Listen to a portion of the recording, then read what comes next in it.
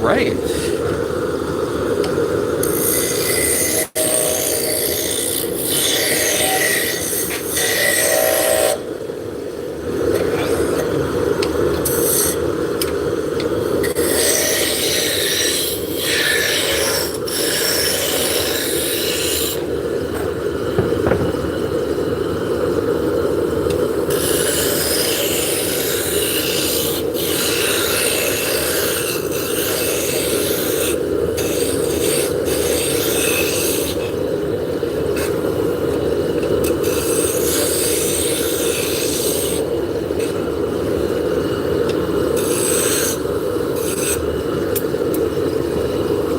Hello, welcome in.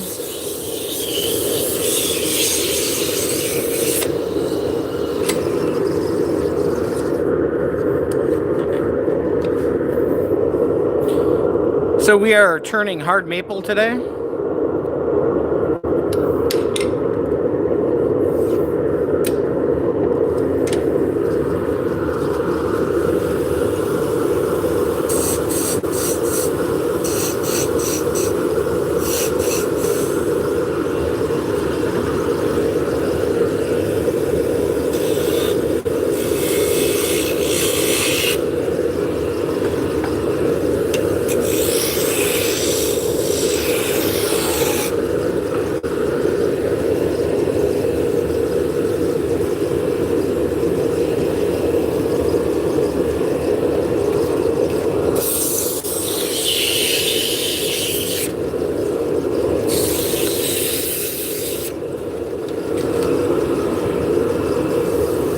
Hey guys, welcome in.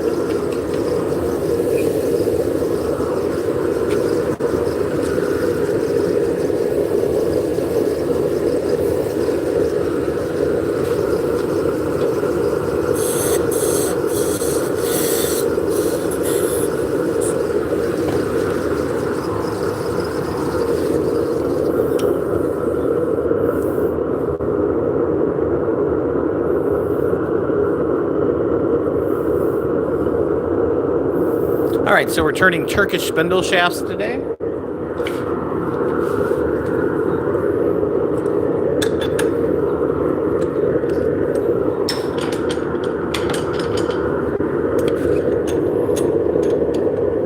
So you can see I've got some lines drawn on my tool rest.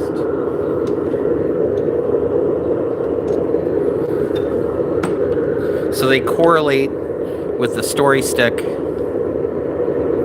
So we're making 8-inch shafts now, so that's where my taper stops. And then there's the end. That way I don't have to keep comparing it.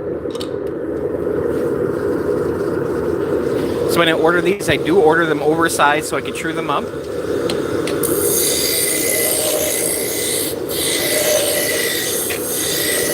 And I'm using a wrench as a caliper.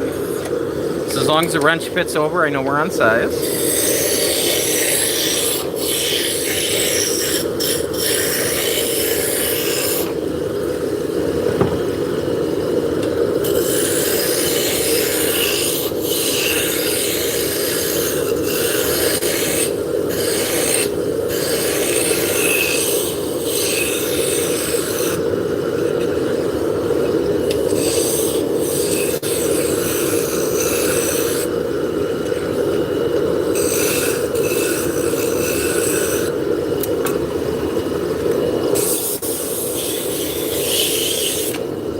Now I'm going to shut off the lathe while I'm sliding this off so we can look to see what the shaft's doing. Looks good.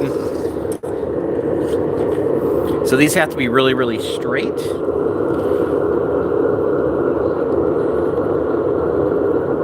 Now, if I was making like furniture parts, it wouldn't be as crucial. You know, if these were just spindles that would go like on the back of a chair.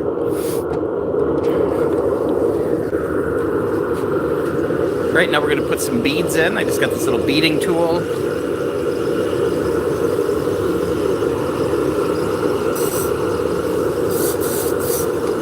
So we're just setting the beads in.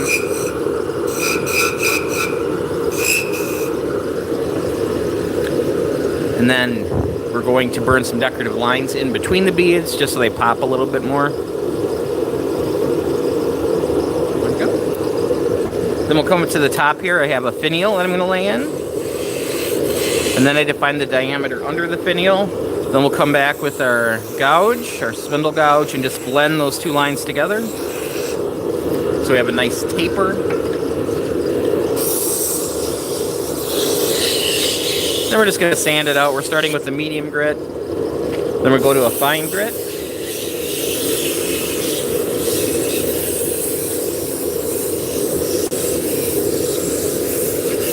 Hello, Hamid. How's it going? Welcome in. Now we're going to burnish.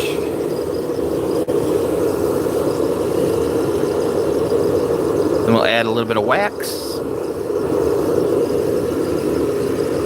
So we did as much as we could while between centers. So we're clamped in over here on a chuck. And then over here, this is a live center. So it's a pin with a bearing in it, which is supporting it. So now we're just going to cut it off and form the front. Hey, Sarah. Thank you. Now we're going to just sand out the finial. Same process as before.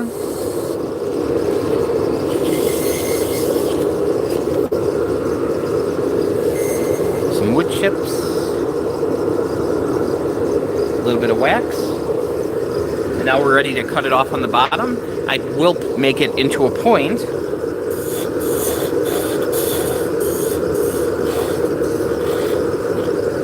Some people like to use these as supported spindles as well. There we go. So these arms are cherry.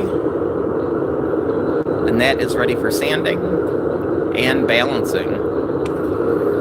So yeah, this shape here is the glider. It's just a thin kind of handlebar mustache shaped.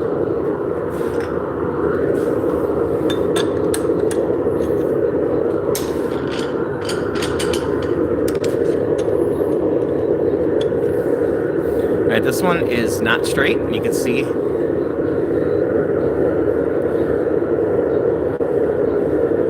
how far off it is. We'll give it a try though. We're taking off a lot of material, so it might be alright.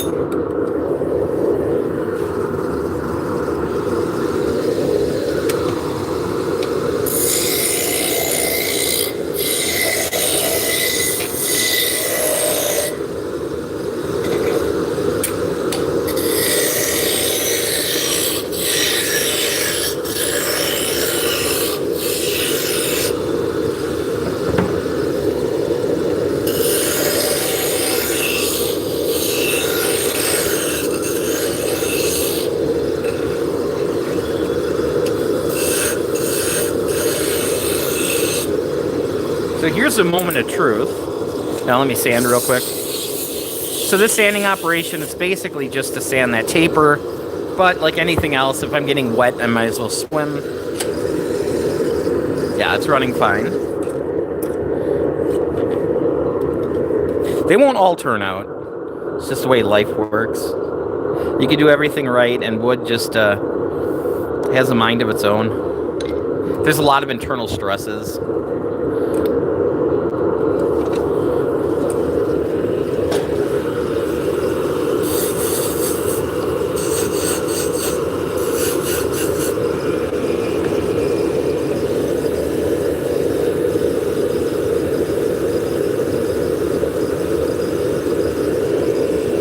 Hello, 25. Welcome in. You guys are having a wonderful Saturday.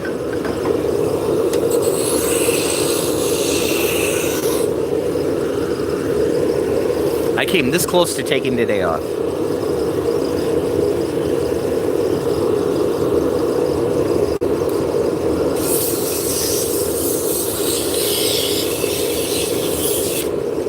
So I'm gonna live stream for about 2 hours, and then I have to go take my girlfriend birthday shopping. Her birthday was yesterday.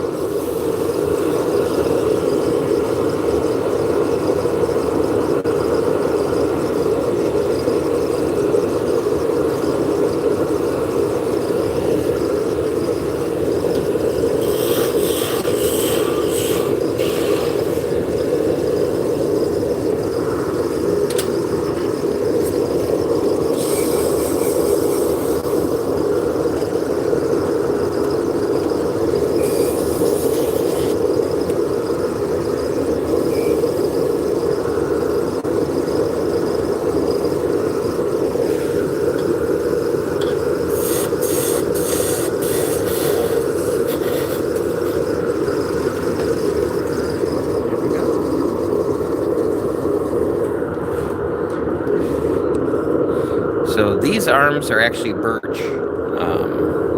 So I actually wrote on it prior to sanding. We don't do a lot of birch. So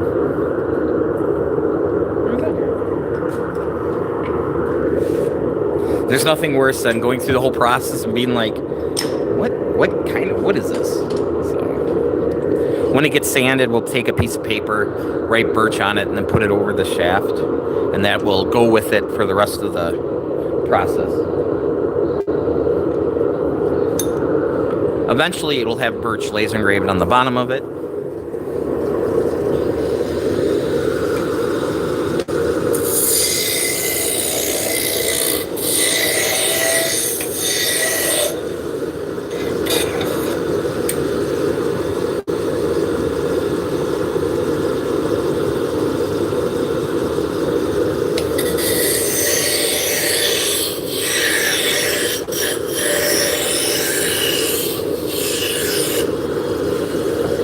Hello!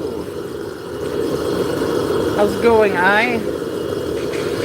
Unfortunately, I do only speak English, but we'll grab some translation here.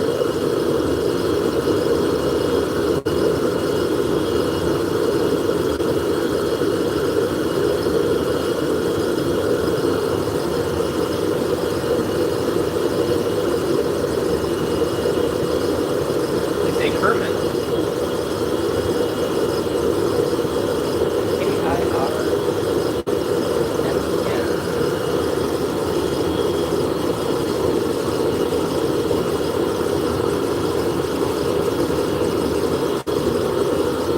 Hello, 75?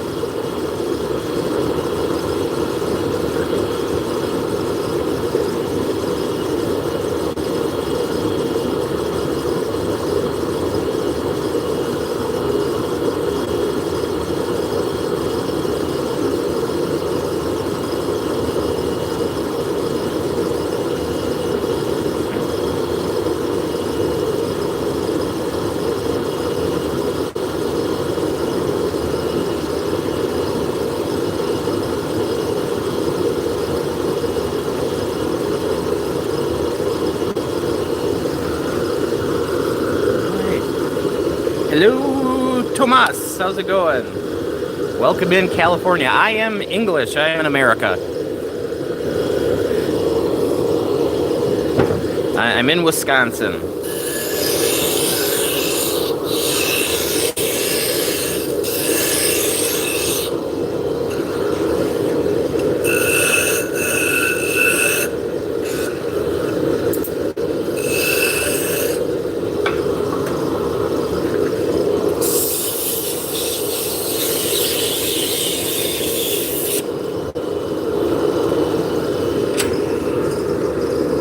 Got a little vibration on the front here, so rather than making an 8-inch shaft, we'll make a 6-inch.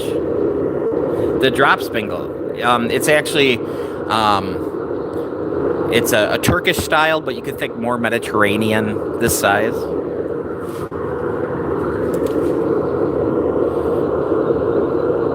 So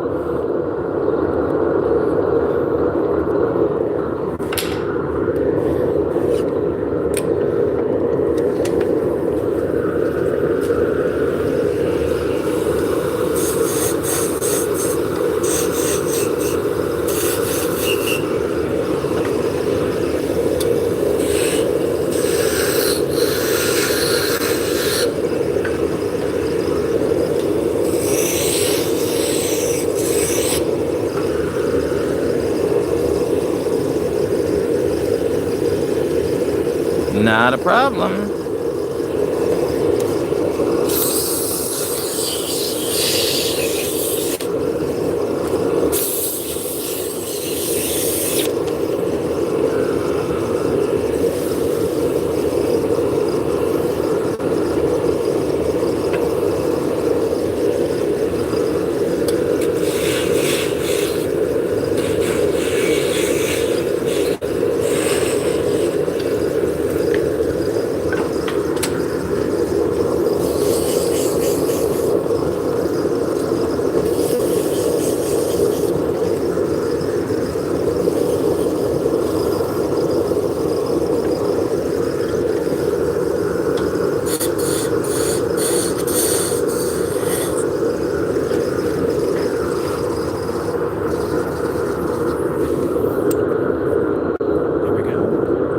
So that's a little standard, and that's a normal standard. So I make them in quite a few different sizes. A good rule of thumb is the smaller the spindle, the thinner the yarn.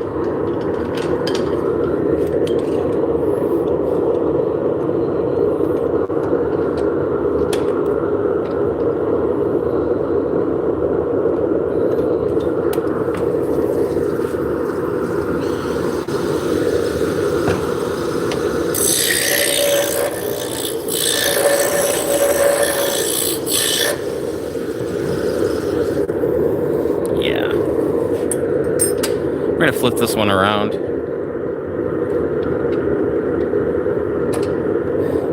There's some stuff going on right there. You don't know how to spin that way? Do you spin on a wheel? Because, you know, drafting is drafting. You used to spin as well before your carpal tunnel, and you had probably had a problem wheel and dropped as an adult. It's been fixed. What type of lace am I using? I'm not quite sure what you mean.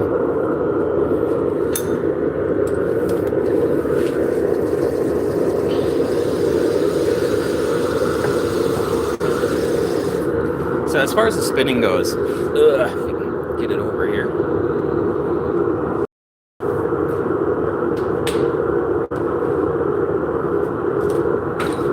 So here's one that I've been spinning on. You know, as far as drafting, you know, if I was on a wheel, my hand position would be a little bit different, but I'm just doing a short draw with this stuff, so. Oh, lathe. Okay, yeah, that's a Laguna Revo 1216, so it's Laguna's MIDI-size lathe. And then as far as the storage goes, typical way of doing it is you go over two of the arms under one, over two under one. So you just keep repeating that pattern. That way you're putting 2/3 on the top, 1/3 on the bottom. The best thing about this type of spindle, when you're done, you pull the shaft out, the arms come apart, and then you have a center pull ball.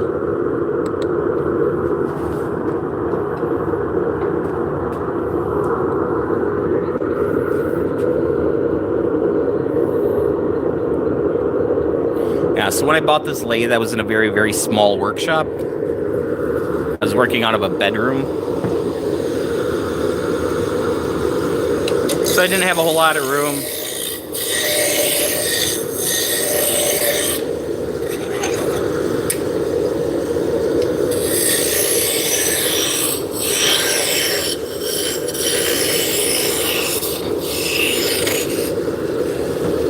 Hello! Welcome in.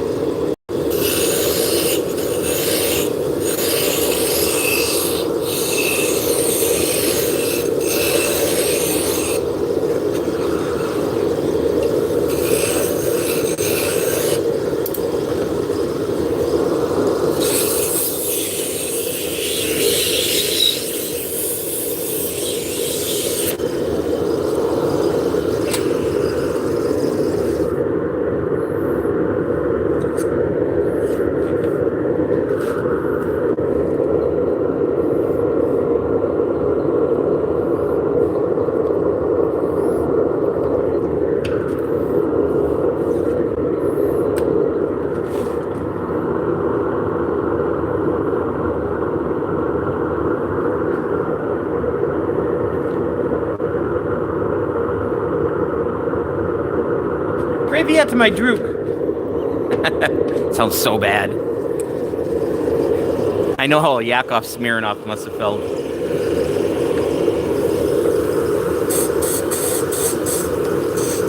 Hello, welcome. Unfortunately, I only speak English.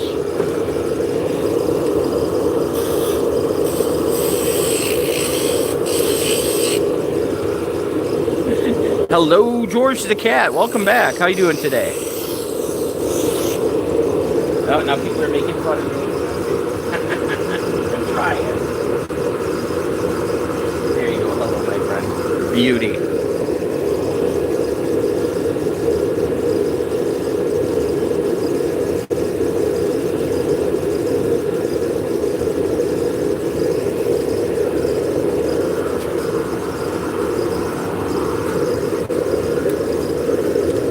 Hello. Oh, George, I'm doing good. I decided we did a half day yesterday because it was my girlfriend's birthday. And I got these in the mail, so.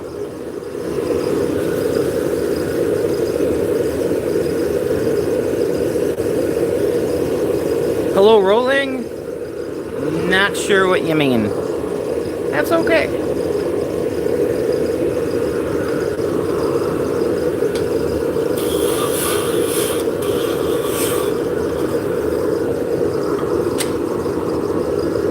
Hello, Boba. How's it going? Right?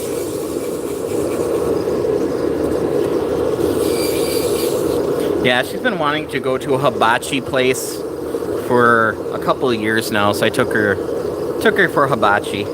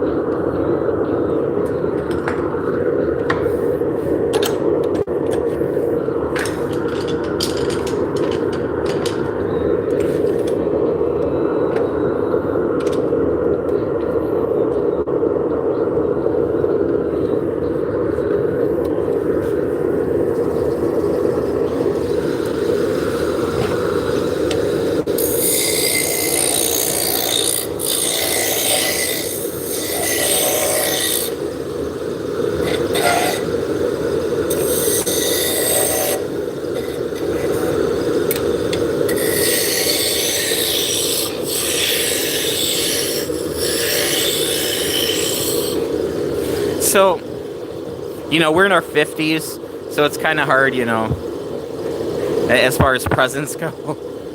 So, today, after I'm done here, we're going to go shopping. We're going to get her a couple outfits and, some new slippers and that kind of stuff.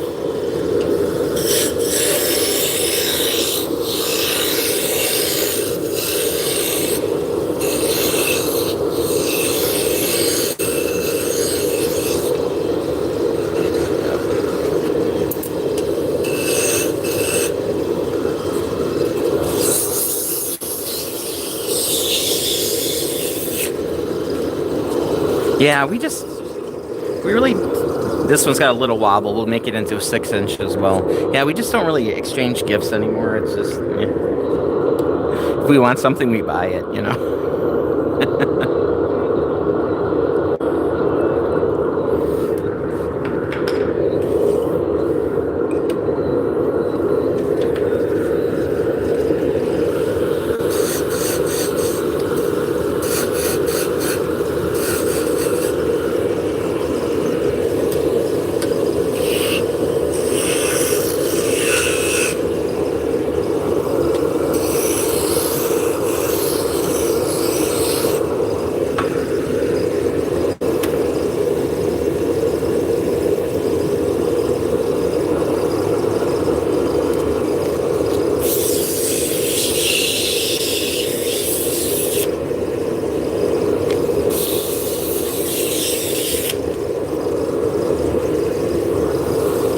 Yeah, we're just old and crotchety.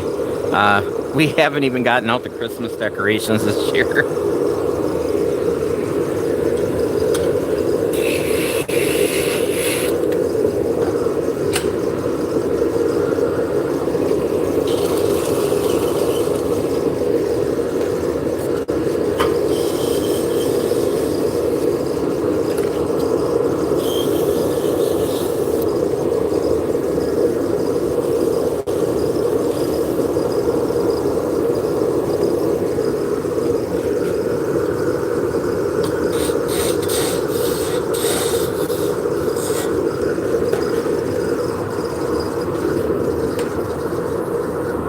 Got another little mini standard here.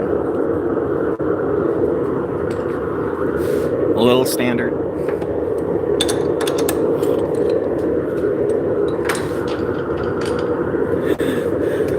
Hello, Saber. How's it going? Welcome in.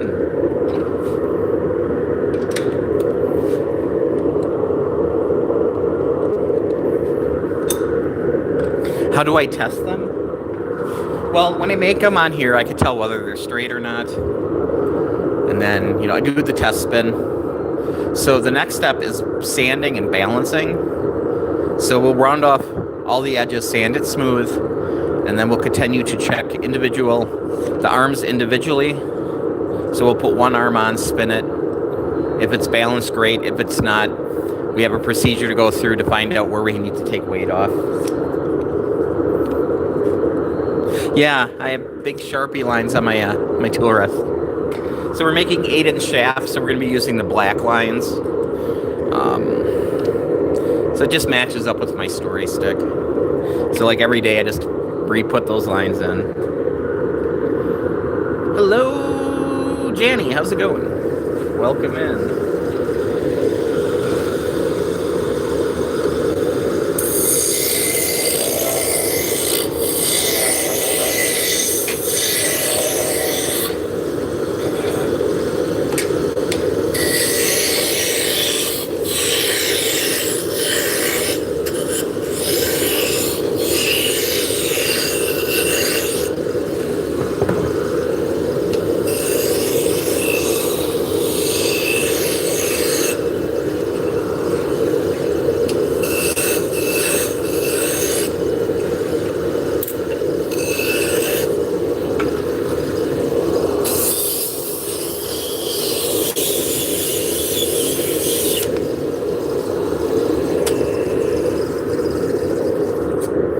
With a 7-inch on this one.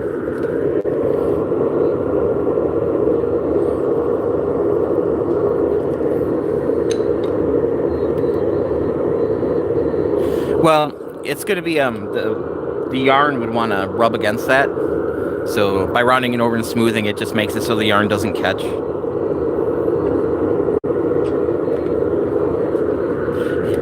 Not a problem. Yeah, it's kind of magical, you just keep taking away material until it looks like what you want it to look like.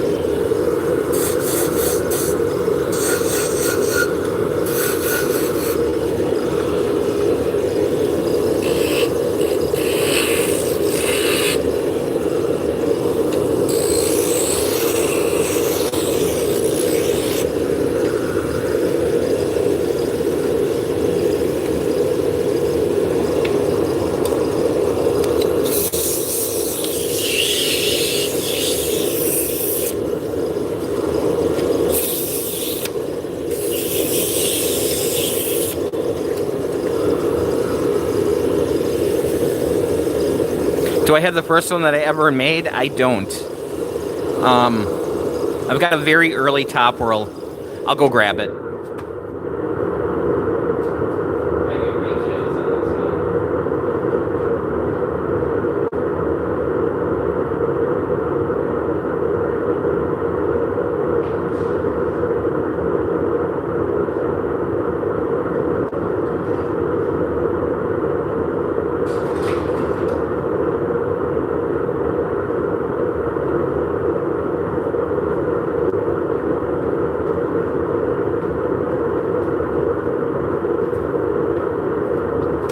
Alright, so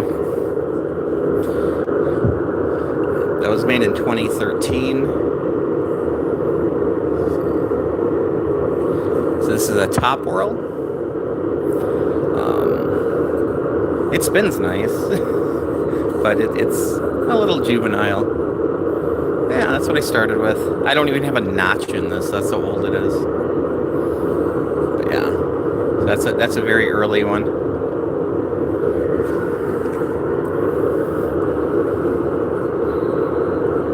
How difficult are these to make? They're not too bad.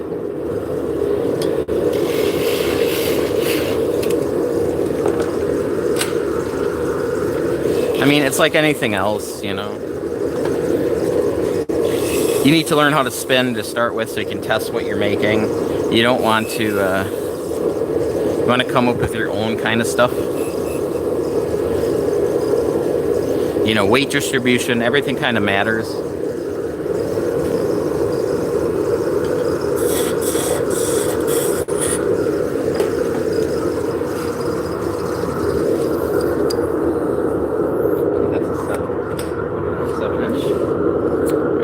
This is actually Purple Heart, but I just cut it yesterday, so it'll turn purple again once it gets a little UV. You can see a tinge of purple there.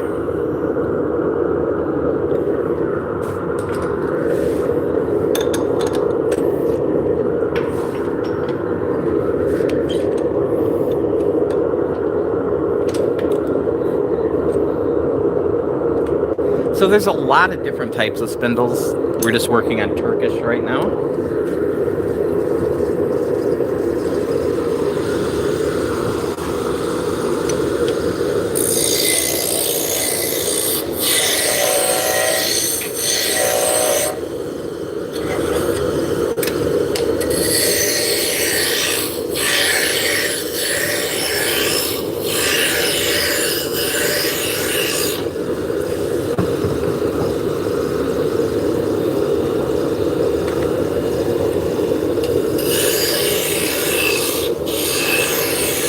It's there in case of an emergency.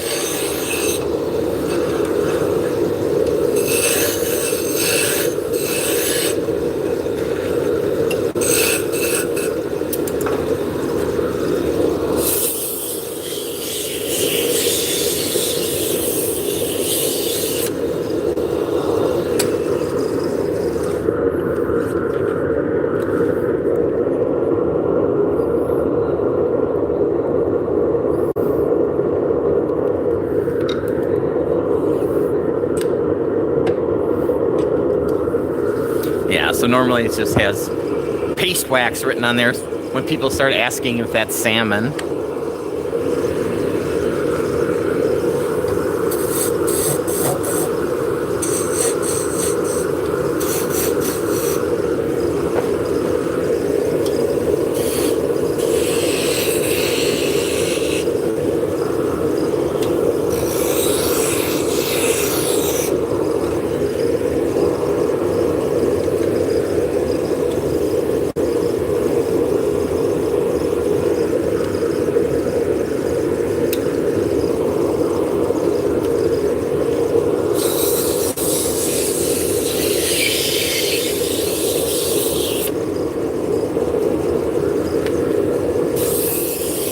Yes.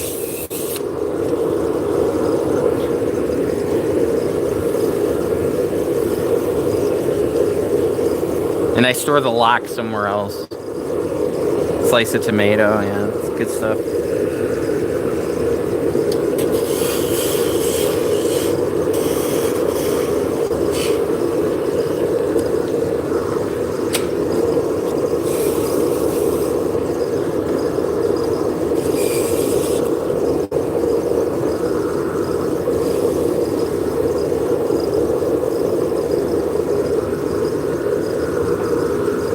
We could test it.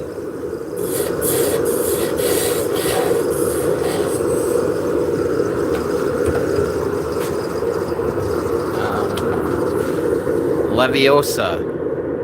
No, it doesn't work. It's Leviosa.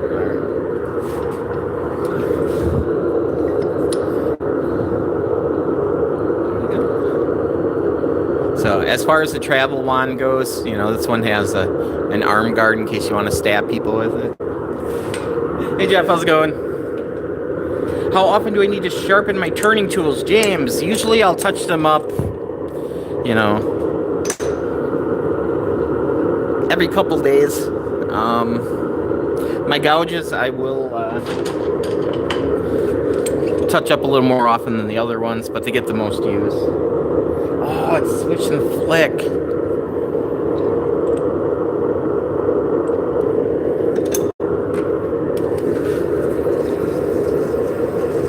That was so close. So how's Jeff doing today?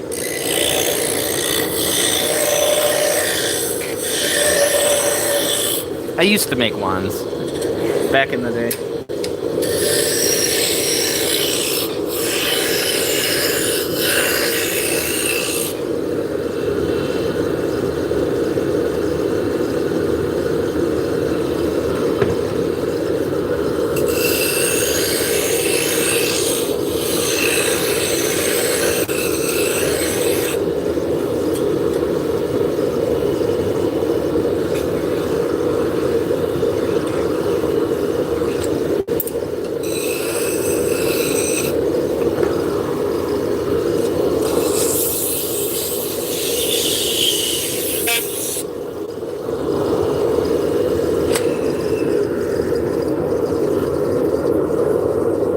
He's a fan, and we'll figure it out. Hey, what's this thing called? If somebody says spanner, then you'll know.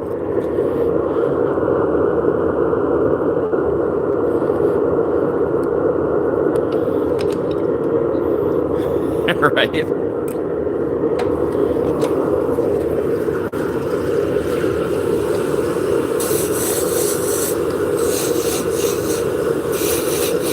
So these are so thin.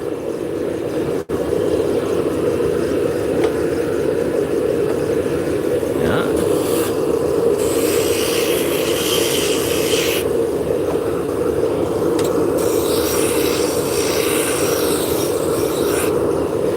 I'm on your side. I say wrench, but British people call them spanners.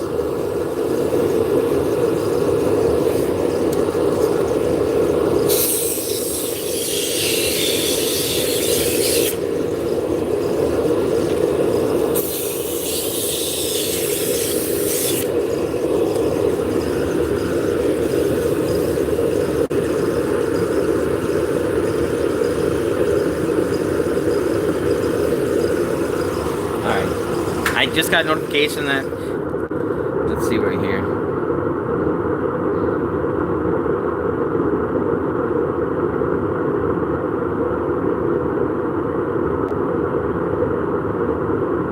Ooh.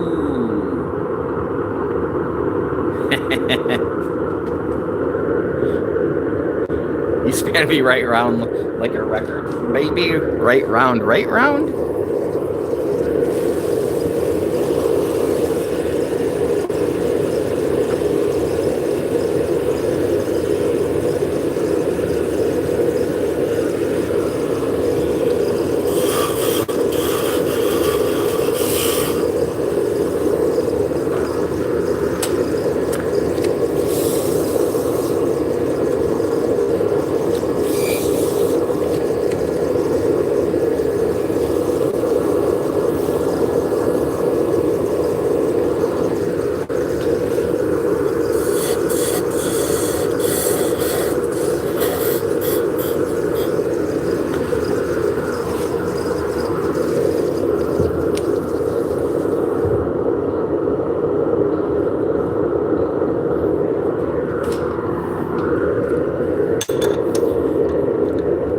Ah, the 1980. Don't know if the words are record.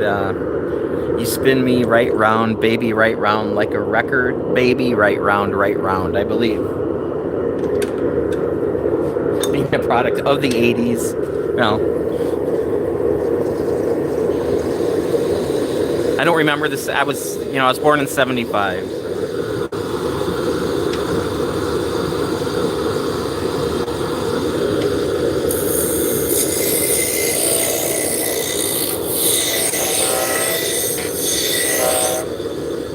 I am old.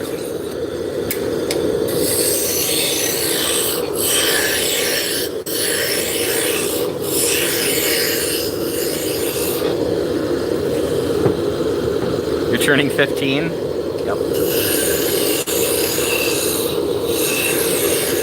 So I probably have socks older than you, so.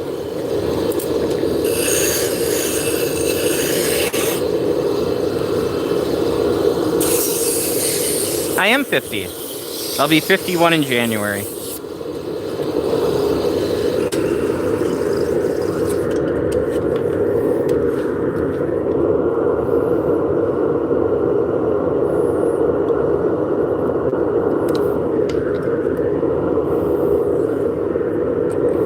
Hello, A. Welcome in. So if you guys are just joining us, we are making Turkish spindles. Yeah, I have one of those deceptively young-sounding voices.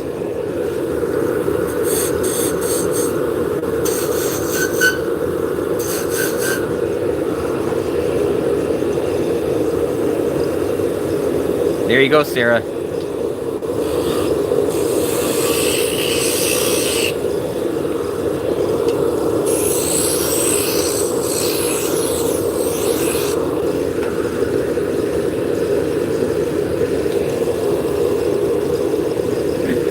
Hello, elephant. It used to make yarn, so this is what came before spinning wheels.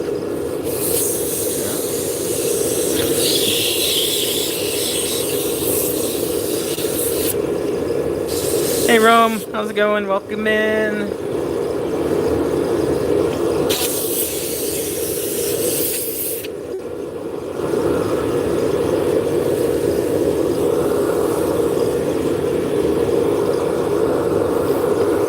So, the signage does help.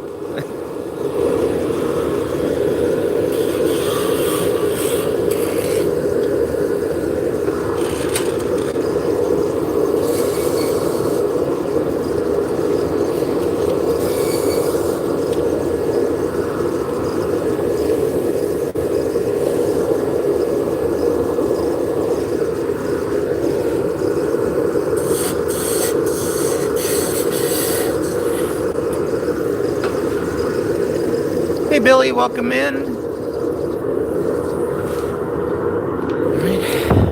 Another piece of purple heart. This stuff, yeah, it'll turn brown when you cut it, and then with UV or heat exposure, it'll turn back purple. So if you have anything purple heart, you don't want it, set it like on a radiator or leave it in a window. The UV will end up eventually turning it black. Is it normal that the one thing you often do on your friend's birthday is drop a cake on their porch? I think that's really sweet. Unless you like smash it on their porch, then not so much.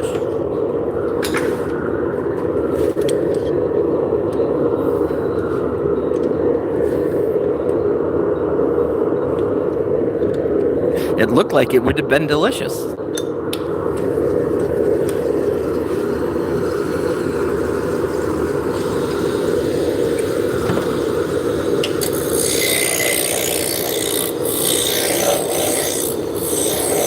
Hello, Mohammed. How's it going?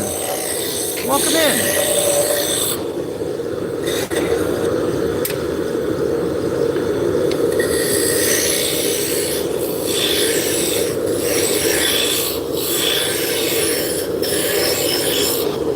Well, these shafts usually take under 5 minutes.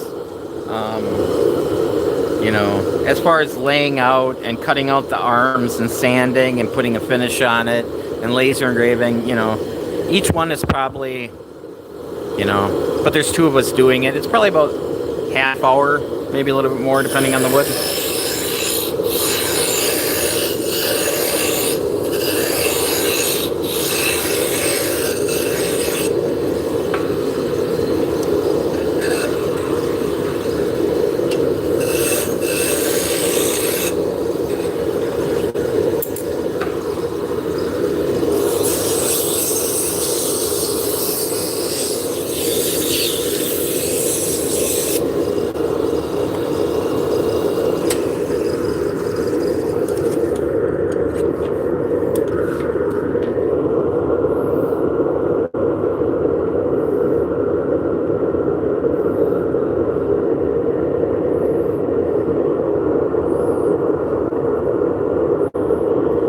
Elemento better all be together. I'm just saying.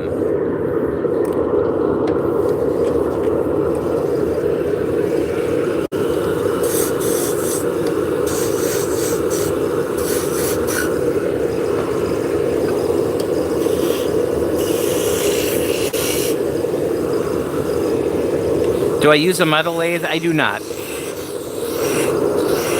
I am primarily a woodworker. There we go. There's Elemento.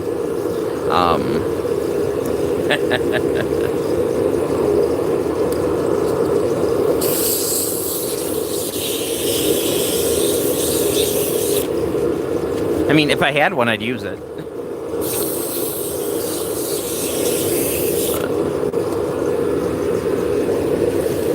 No, basically a woodworker.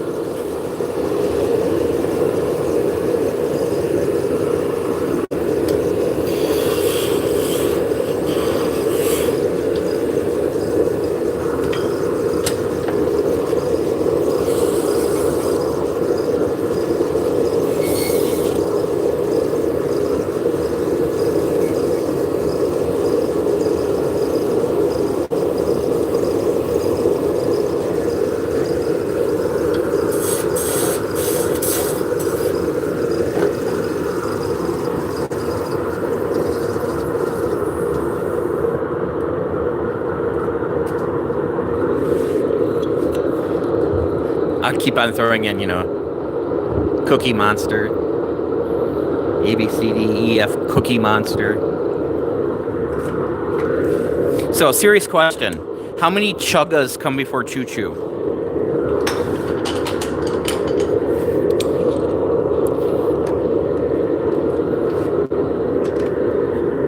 Two? See, where I come from, it's 8.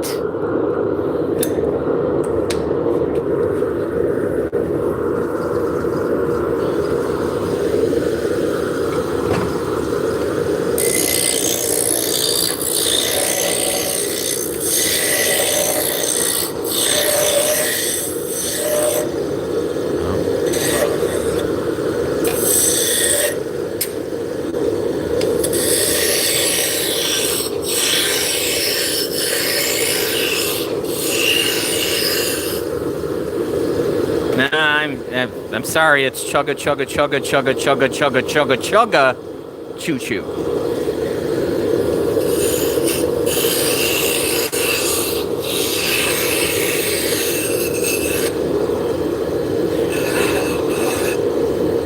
You're like they're just trying to take away your chuggas.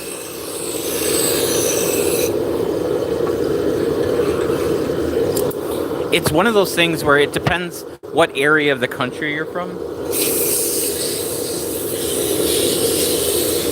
You see them as drumsticks? Heck yeah.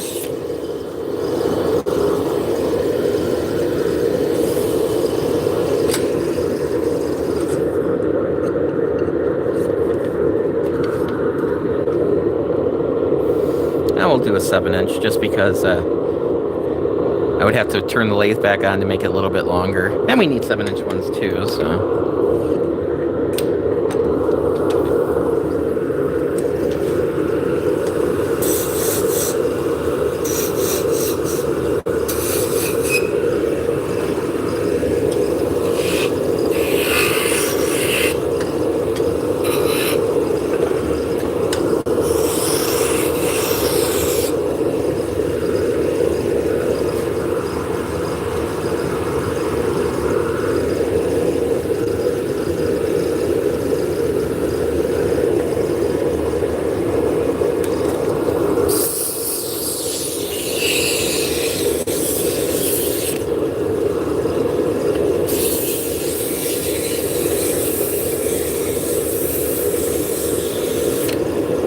Oh, this is my work watch.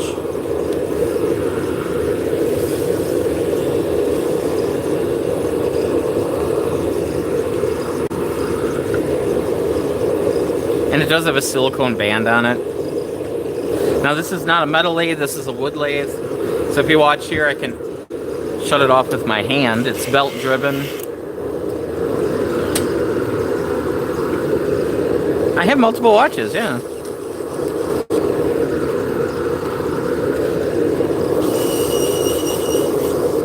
So this is an old, I think it's like a Series 3 that I've had for years and years and years. So I bought a nicer one for myself. And then this one became my work one. So I've got a watch stand, a charging stand in the workshop. I'm like Mr. Rogers. I'll come in and swap my watches out. Look for a cardigan to put on.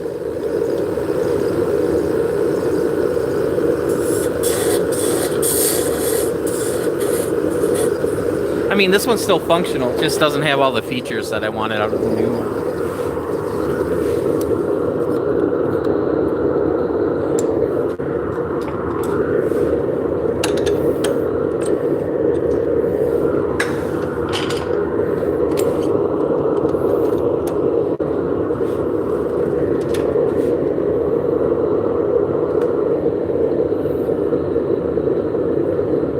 That is a pinch of wax. Yeah, so it's paste wax.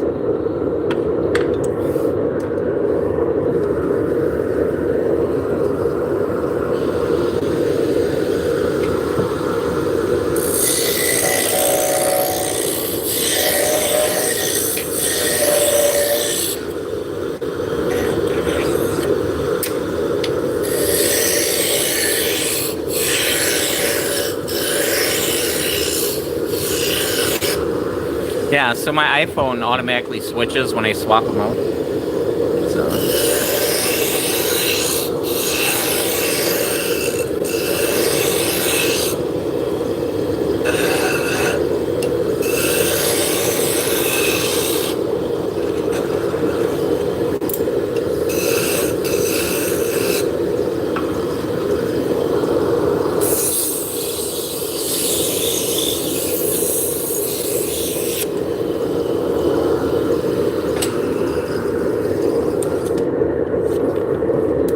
So it just helps me stay on top of emails and stuff. I get notifications on it.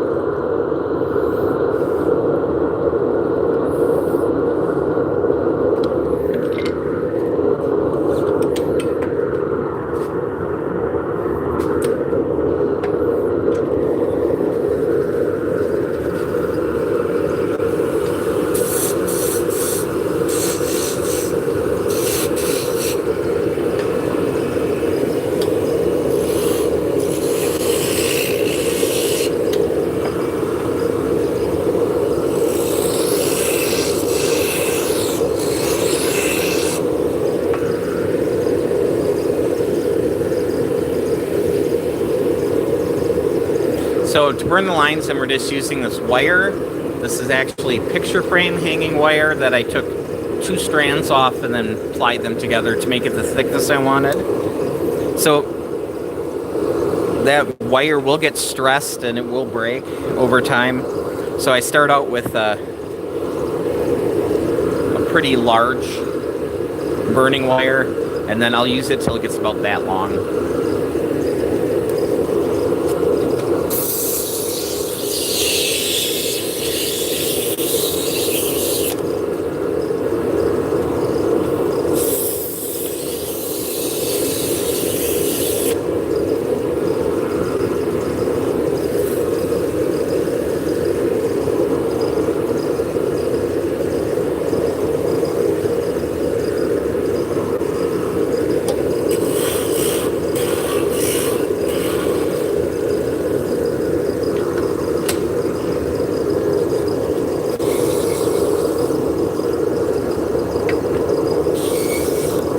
So yeah, I've been making these full time since 2013. This channel here is I do tutorial videos and I do some reviews, like a lot of scroll saw and lathe kind of stuff.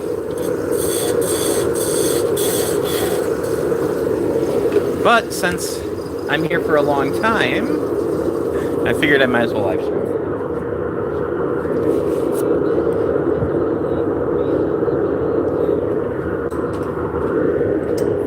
So I am listening to music.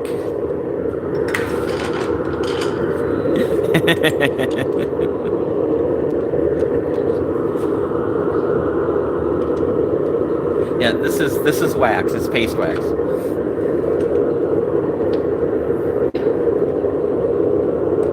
So the majority of these spindles are going to be used with wool. So there's going to be a constant transfer of a little bit of lanolin on there.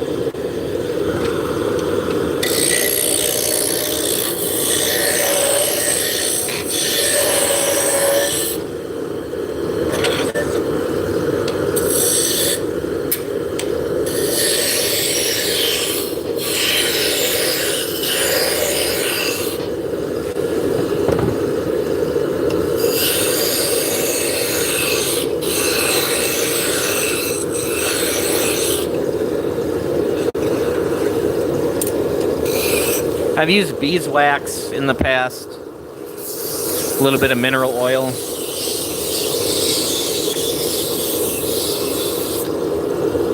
The paste wax does have a solvent in it, so it does get hard.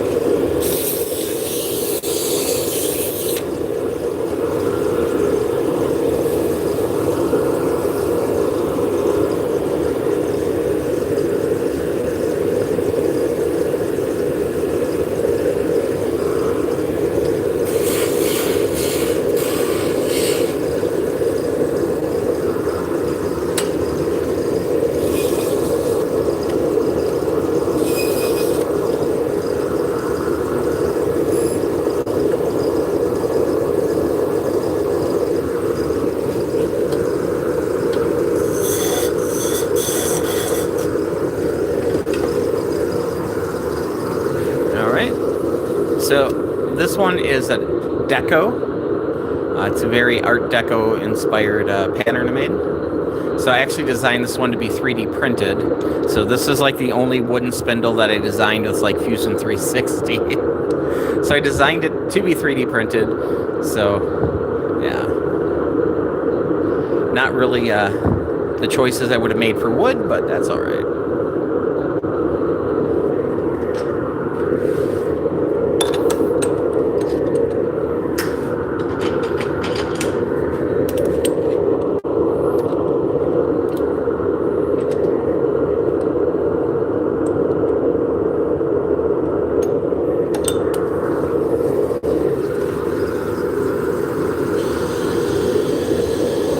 Alright, so we're turning hard maple. When I order these, I order them oversized. That way I can true them up.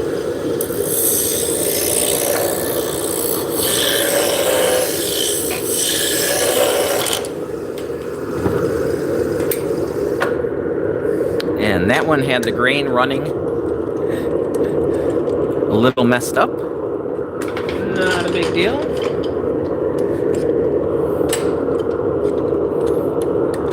Try that again.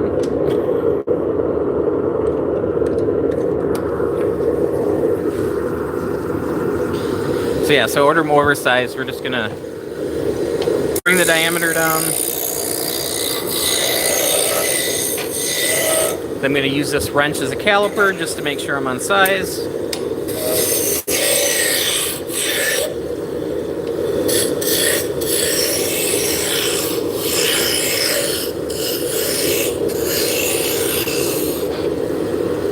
So we're getting close, so we're going to switch out from the roughing gouge to the spindle gouge. So the spindle gouge is not as aggressive, and it leaves a nicer finish.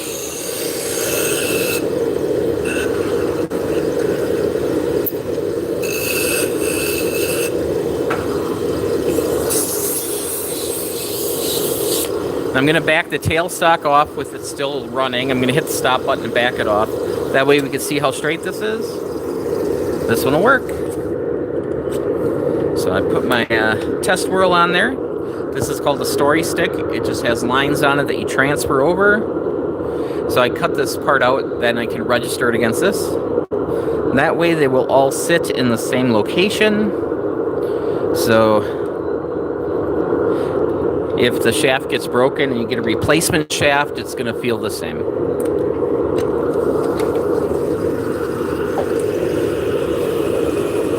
So that is a beading tool.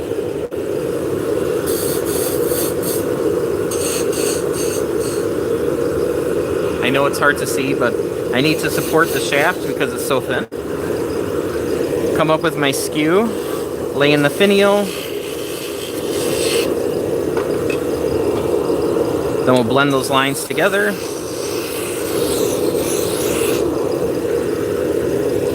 Take the wire, burn decorative lines between the beads. We're going to sand it out. Start with the medium grit.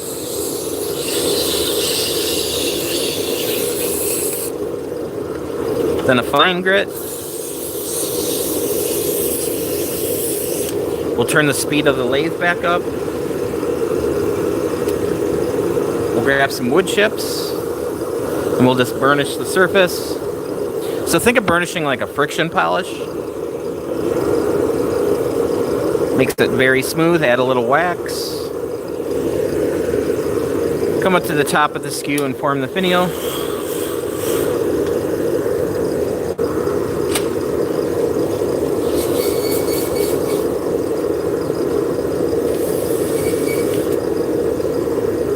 Burnish again. Wax. Then we'll come to the bottom and cut it off. So right now the lathe is turning at 3,629 RPMs.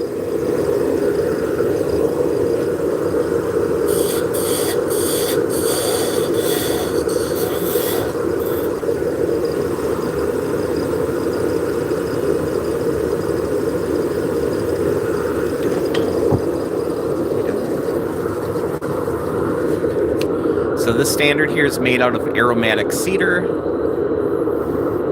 So it definitely smells like a hamster cage.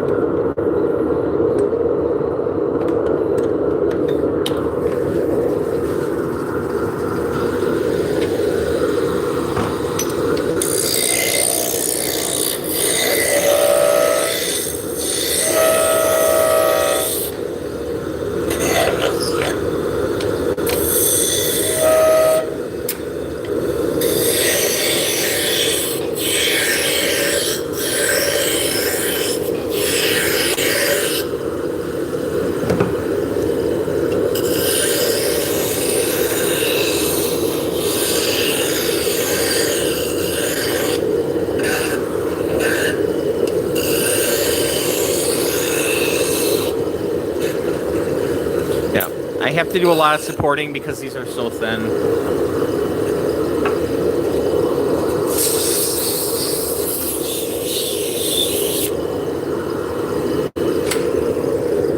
Little vibration will make this into a 6-inch.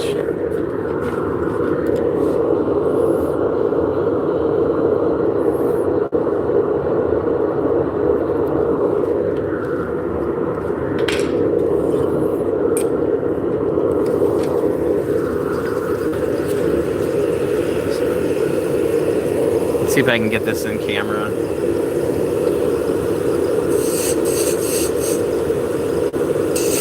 So I'm going to bring the beating tool in and just oscillate it a little bit from side to side. It'll keep it from chattering.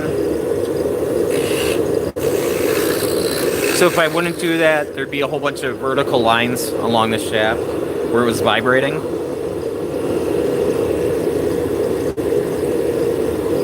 Which is fine if that's what you're the look you want, but it's not the look I'm shooting for here, so.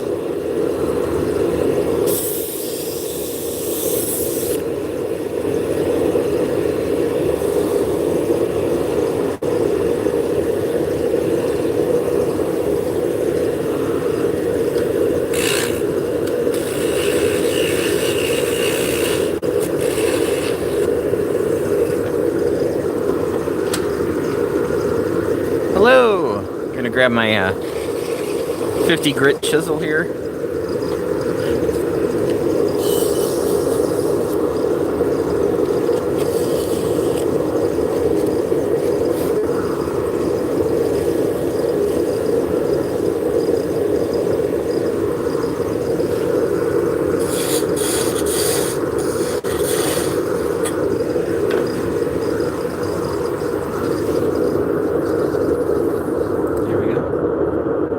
all ready for sanding and balancing.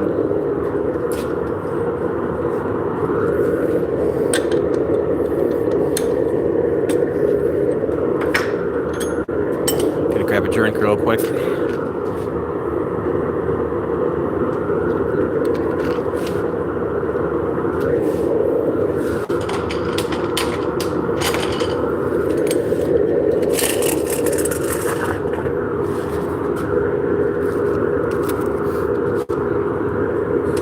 Normally I have a piece of chicken wire in there, but I'm not sure where it went. I spent about 20 minutes looking for it and decided it'll turn up when I least expect it.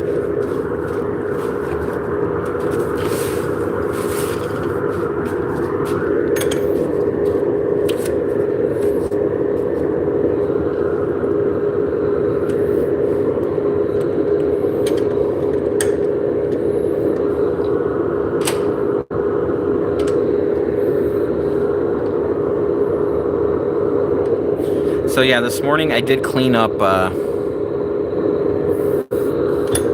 tailstock, and I re-lubricated it, and I went over on the bearings as well. So I used dry lube. It was just WD-40 dry lube.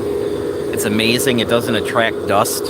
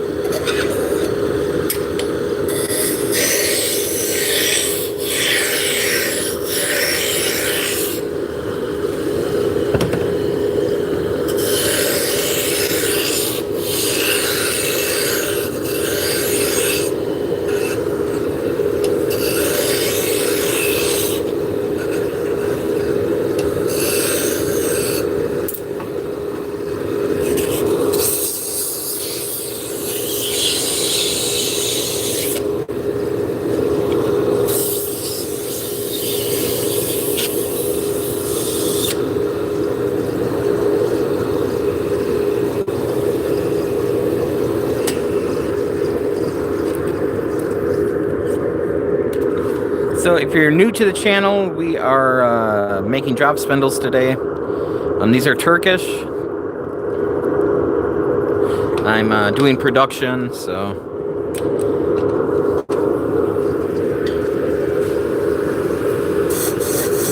we're making a bunch of them.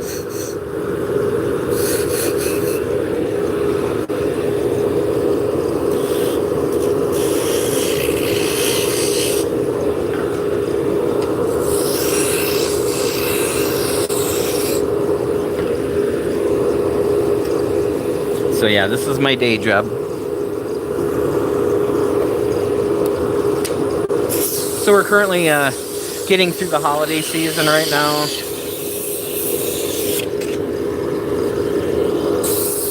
And then after the holidays, we have our next show will be in North Carolina, in Raleigh, in March. So we're gonna have quite a few made up for that.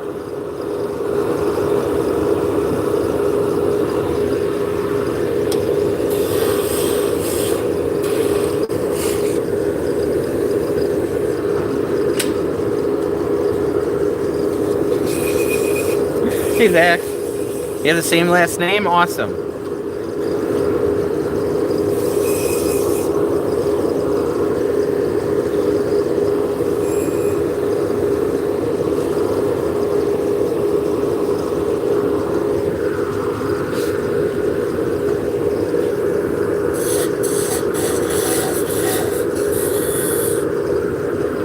So the funny part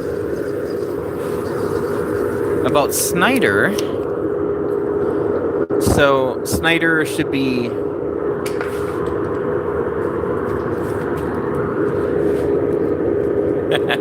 so you have the same issue I do. So there's a famous Zack Snyder and there's a famous Scott Snyder. Both kind of Scott Snyder is a comic book writer and Zack's a director. So my last name is Snyder, Snyder. When my family came to America, it was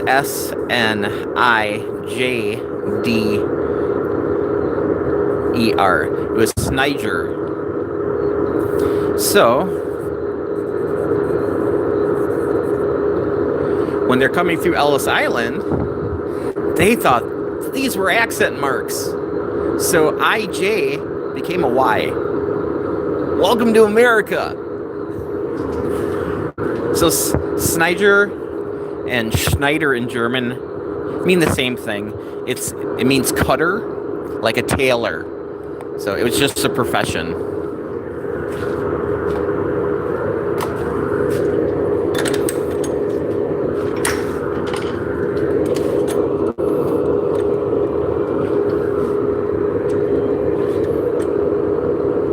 And luckily for me, Scott Snyder had nothing to do with the movie Sucker Punch.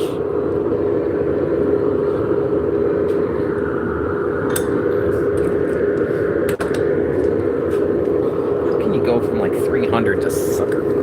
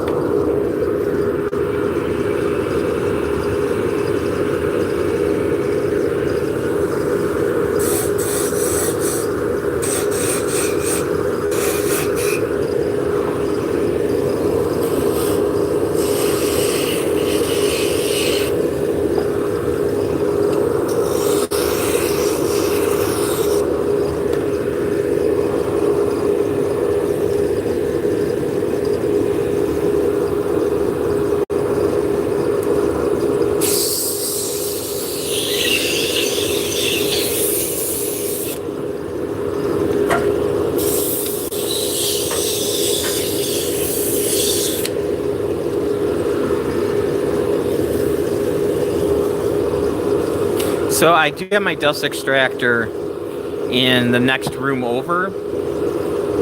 So I know you can hear it from in here, but it does take care of a lot of the volume.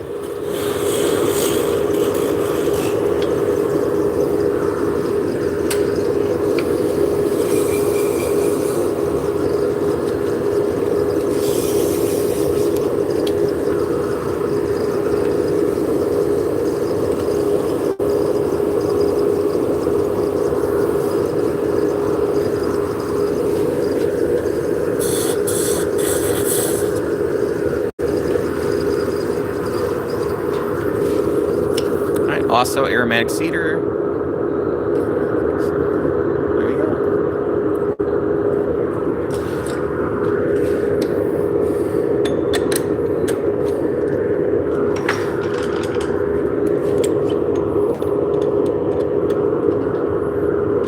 Yeah, so I just got these in last night, so I was kind of wondering how they were. So I went through. So this size, I got 300, and then I got 300 that are a little bit longer. So I went through these, and I had to reject around 10 of them that were just machined poorly, or had like big knots in or whatever. I don't think that's too bad.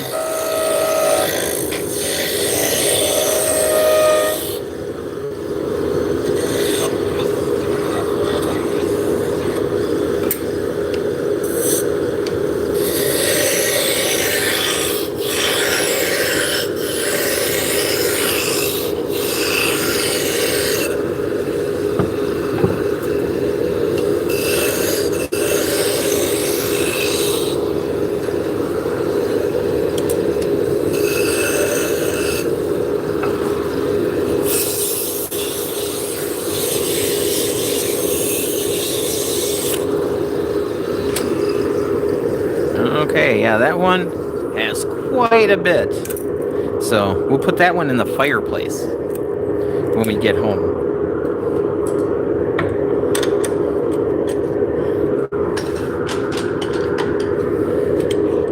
So no matter what you do, they're not all going to turn out.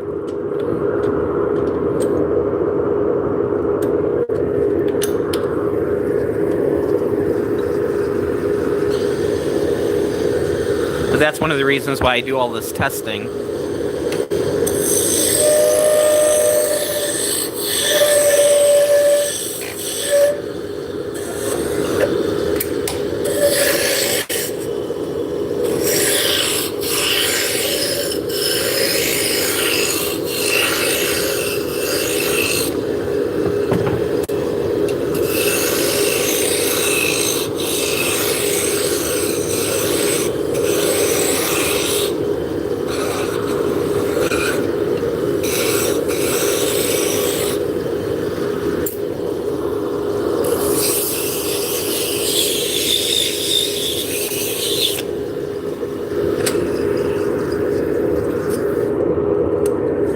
Hey Nate, how's it going? Welcome in.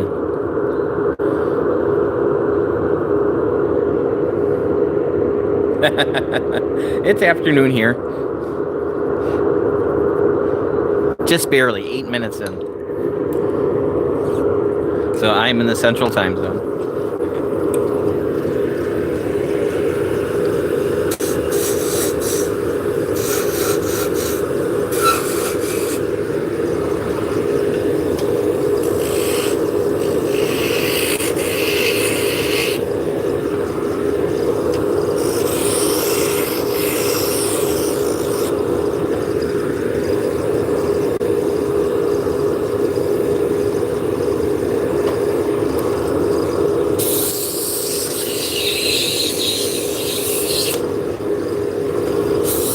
So I figured I'd come in here and get a couple hours of streaming in.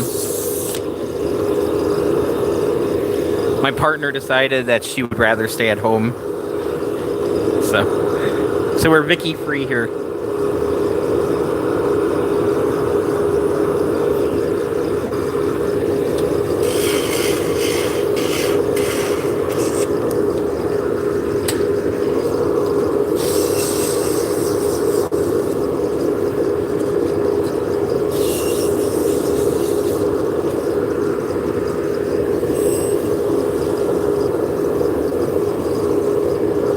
And I decided I'm going to try live streaming Monday through Saturday, just a couple hours a day, whatever I'm doing.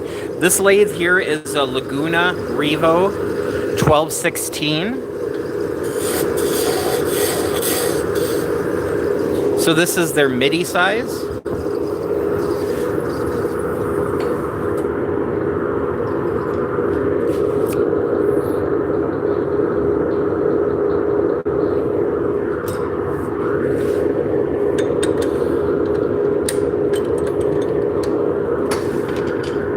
And for what I make, it's perfect. I mean, I don't make anything really any longer than a foot anyway.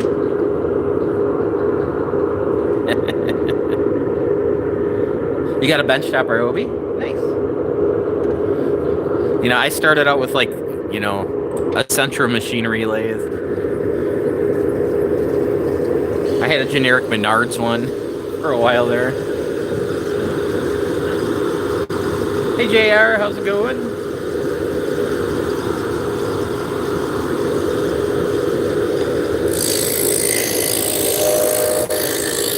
Yeah, so we take a peek at it.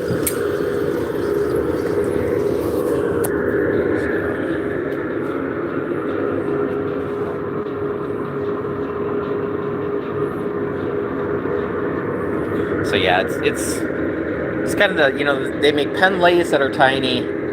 And then you get the MIDI size and the full size. And for what I do, everything fits on this lathe. So, and that's how I can see the chat. So as far as sharpening goes, I use the CBN wheels. This is a 600 grit. I'm using a 180 a lot more. Right. Yeah. But having a lathe this size lets me say no. Can I make a baseball bat? Oh, I'm sorry, my lathe isn't big enough. Or can you make me a pool cue? Oh, sorry, my lathe isn't big enough. CBN stands for cubic boron nitrate. So it's pretty much like it's an impregnated wheel, kind of like a diamond wheel. The cubic boron is embedded into the metal. So there's advantages to the cubic boron rather than diamond for this application. I'm just not sure what it was. Right? And since I'm making small things, it doesn't make sense to make anything really huge. Hey, CY, how's it going? So since I'm out and about and have the phone in my hand, I'll give you a little shop tour. So this is my little turning corner here. Come around. Got a little sanding station here. So got a flap wheel and a couple little sanders. And then a chop saw. We spin around here. This is where I do the majority of like cutting out the Turkish spindles, the arms. This is my little drill press and my Pegasus saw. That's my production saw. Come over here. We've got a little router table. Table saw that belongs over there, but I was doing something else. Then we got a CNC machine here. That's a Carbide Create. This is a Shapeoko 5 Pro. And this is my little recording corner. So when I make YouTube videos, I'll make them over here because I'm doing a lot of beginner to intermediate stuff. So I don't want people to think that they have to go out and spend, $1,000 on a saw. This one here, Buck Tool sent me to do a review on. So that video's been up a few days. Yeah, CNC machines are fun. So the 16-inch Buck Tool, cool size, cool saw. 99% of everything I've ever cut out would have fit on that saw. Normally in that corner, I've been making videos. This is a Bauer. This is a 22-inch Bauer. So the Buck Tool and the Bauer saw were both made in the same factory. We got a little finishing area here. It's a little messy out here. There's my breakfast. But yeah, we have a small retail area up front, but so that's our packaging. So everything's out over there is Etsy, over there is Shopify. Sweet. 4-axis machine would be awesome. Then we'll come over.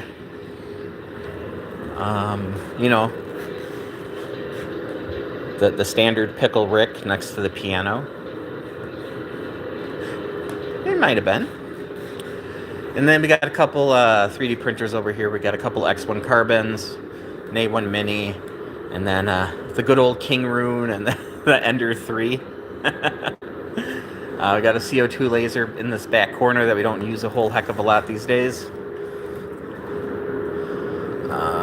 Let's see, we got a little F1 laser there and an S1 here. So everything gets vented and blown outside. And yeah, so the laser station, so that's all for the F1. And then we have another computer for the S1. One of my printing with the printers, dragons, lots and lots of dragons. I make a bunch of fiber tool stuff because that's kind of what I do with the whole spindle thing. I wish I was joking about the dragons, but yeah. The ever-loved dragons.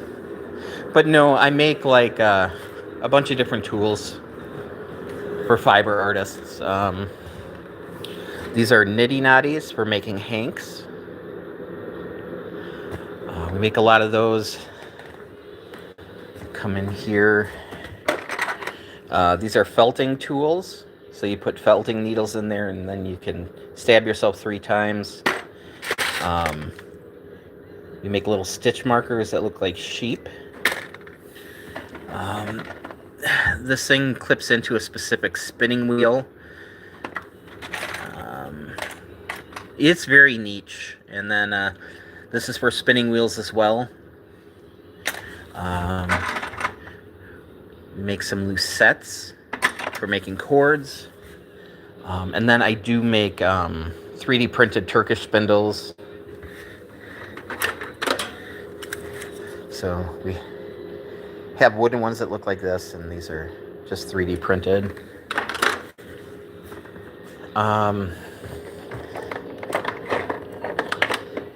These are Destinies, which are made out of TPU, so they're squishy. Also Turkish spindles. So yeah, there's a bunch of stuff. Yeah, and we do the glider shape as well.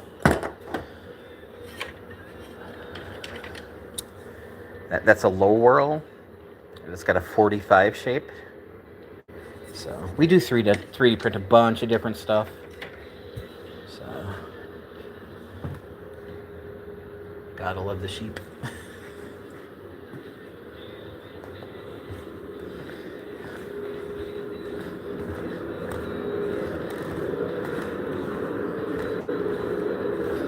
So yeah,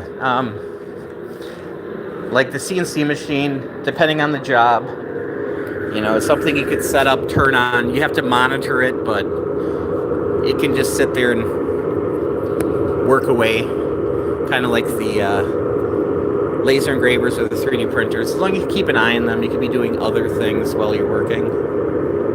So it does help be productive. I don't have them running today. Today's Saturday.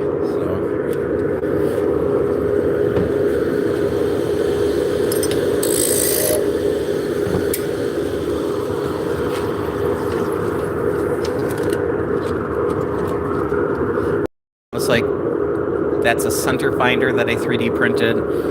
I made a bunch of collets that fit into this chuck for specific things. So, what function of the wood gears? The wooden gears are used as top whirl drop spindles.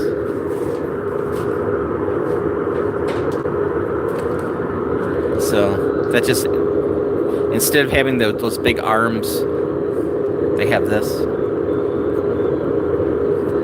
You would hold it up and you would spin the spindle. So what the gear shape does, this gives you a bunch of notches. If it was just a round wheel, the knot without a notch, the yarn would slip off and the spindle would go crashing to the floor.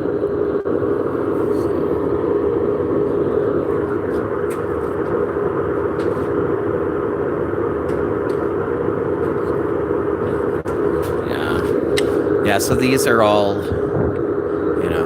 they'll have a shaft running through those. So yeah, these were made on the CNC machine. I used to cut them up by hand on the scroll saw. Then I made them on a laser engraver for quite a while, and now we're switching over to the CNC machine.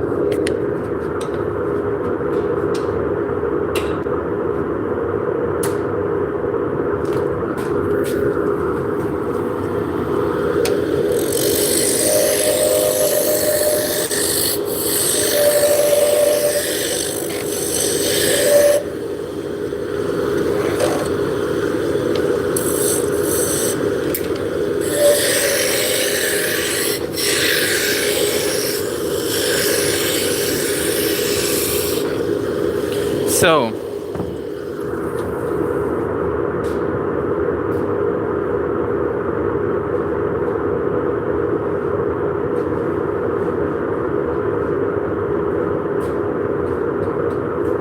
yeah, so these are 9 millimeters thick.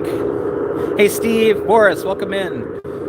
So I have two 40-watt lasers. So the bottom is 6 millimeter, and then the top is 3 millimeter, and then they're glued together. So it would start in pieces, and then they get glued together. So I'm getting rid of the gluing operation. You do the best you can, but every once in a while, glue's slippery, and they'll just offset themselves a little bit. So, yeah. As much as I love gluing stuff.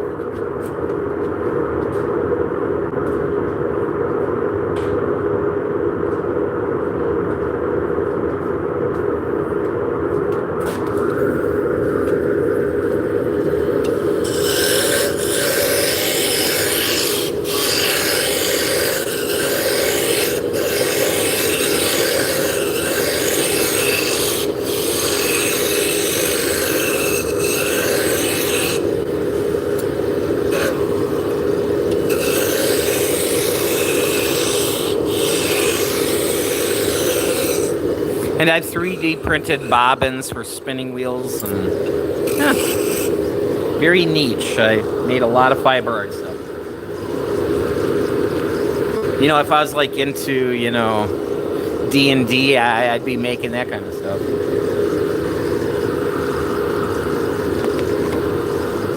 This is a 2-person outfit. It's me and my partner, my girlfriend.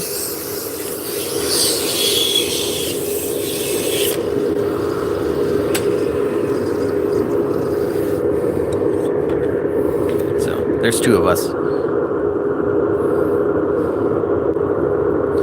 And we're staying small on purpose. We're not opening up that huge kettle of worms as far as bringing more people in right now. So, you know, we are in a commercial shop, so we can bring people in if we need to, but...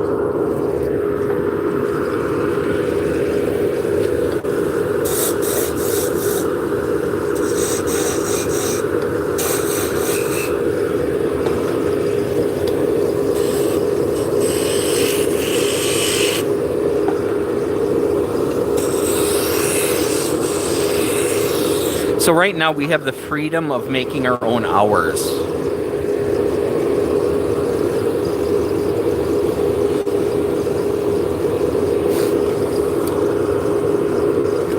Yeah. You know, if we have an employee, then we're gonna have to be here when they're scheduled to work.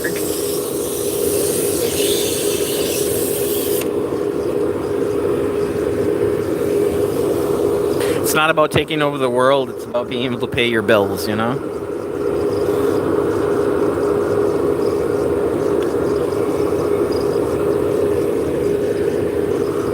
Hey Danny, how's it going? You know.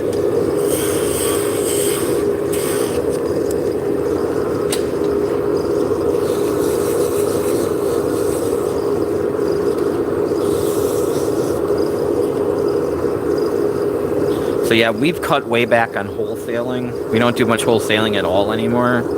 We kept the people that we originally had, but we're just not taking on more.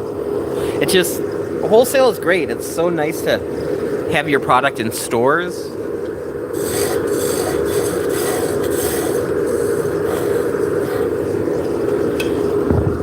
But, you know, if you're able to sell your own product, then you're cutting out the middleman, so.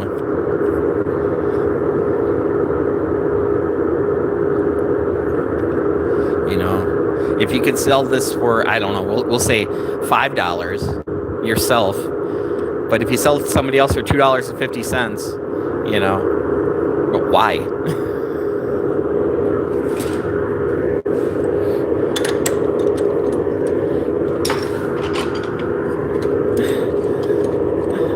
Hey William, how's it going? Welcome in.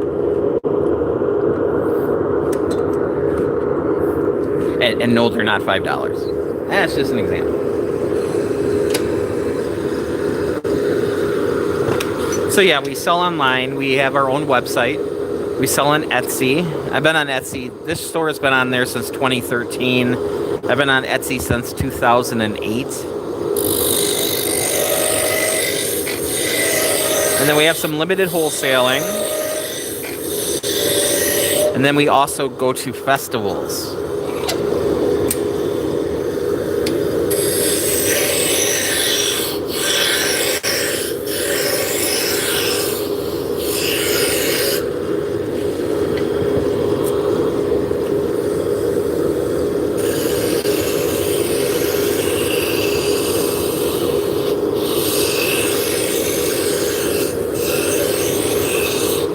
Yeah, and that's just the issue with wholesaling. It'd be like selling on Amazon.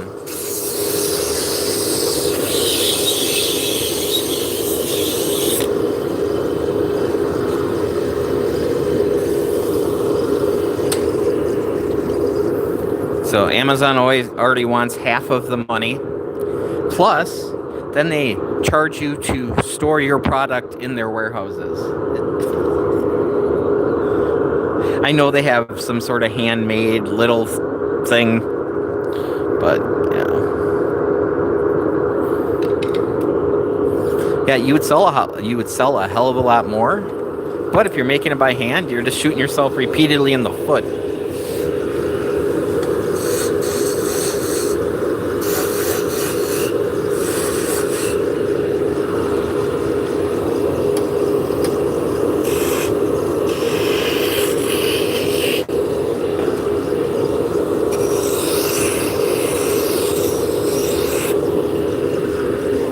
Now, I used to sell quite a bit internationally, but for some reason that has stopped. And I wonder why.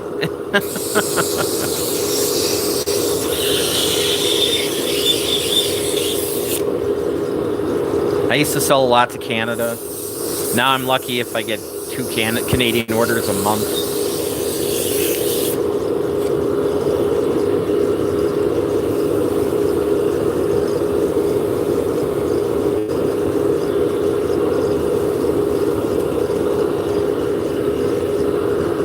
Are you talking about the gouges?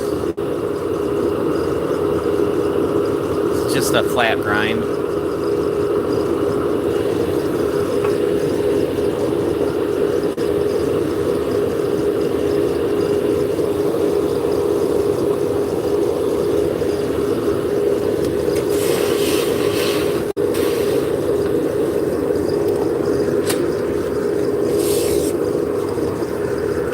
And it's a 45-degree angle. Oh, that's okay.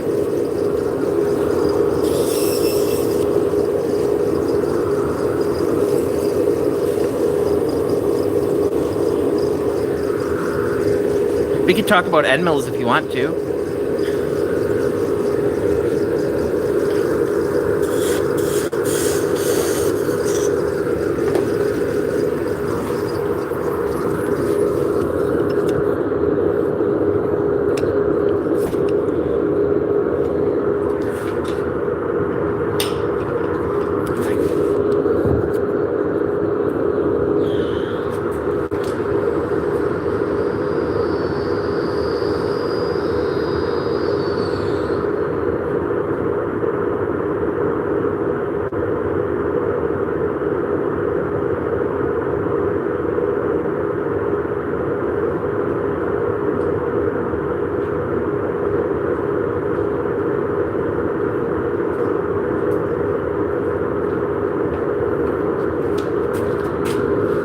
Your favorite are 8 flutes. They look neat. I just like the ones that are blue.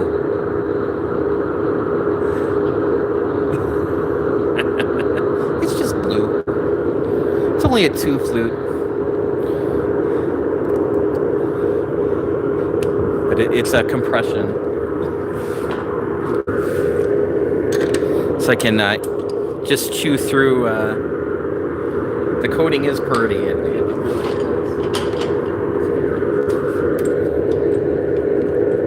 Too boring doing batch work. Yeah, I get it. I really do.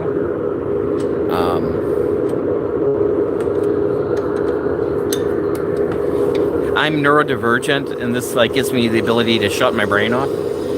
So I don't mind doing batch work at all.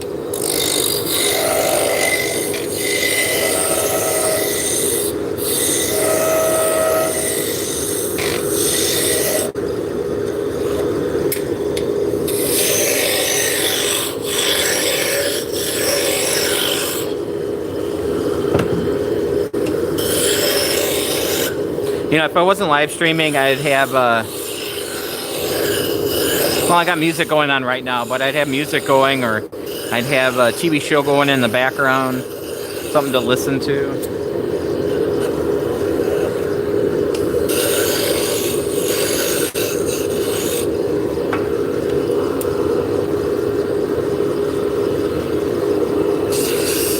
Yeah.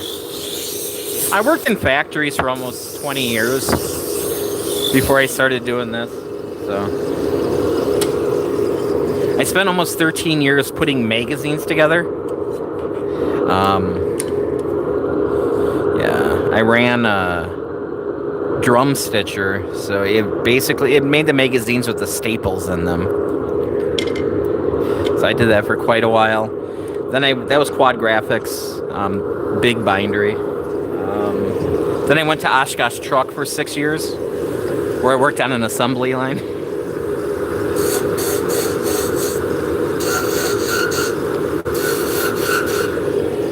And they finished up a government contract, and I made it through, I believe I was the third round of layoffs. Hey B, how's it going?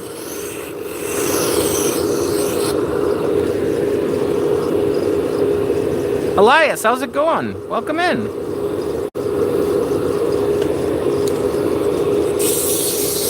So I used to make a lot of just like wooden toys and signage that I sold on Etsy.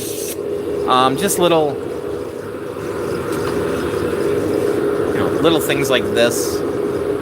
I made a lot of food ones, lots of signs that said bacon.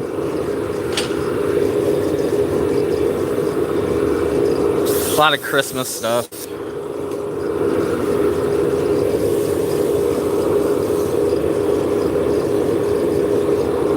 But yeah, one of my friends wanted a spindle. I wanted to make sure it would work. So I learned how to spin and I fell in love with it.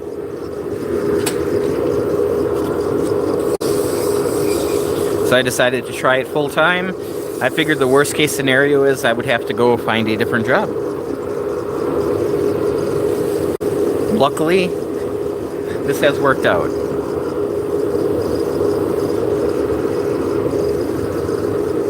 So let's see. Larry said I worked a midnight shift working on a plastic injection molding machine that made car vent parts. It was boring and the smell of melted plastic was awful. Oh, I could imagine.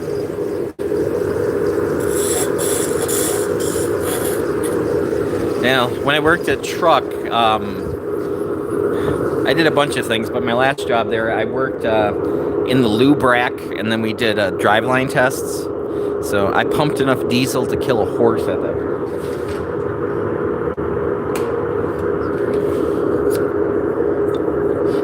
I had to do some final assembly things, like put some plenums into vents and then install the vents, and then, do all the fluids, start the vehicle and make sure it shifted through gears and...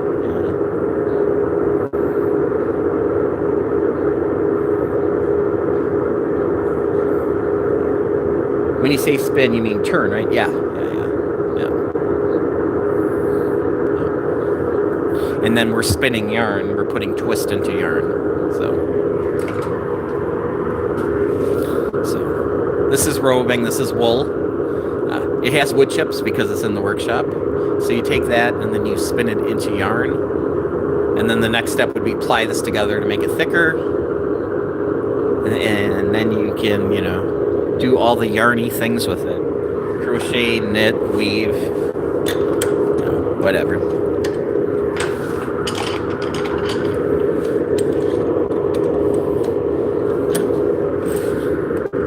I got a suck in here. Get around. Yeah, so yeah, they call it spinning yarn because you take the spindle or the spinning wheel, you make it spin. So you're putting twist into the fiber. What I'm doing with my hands is called drafting.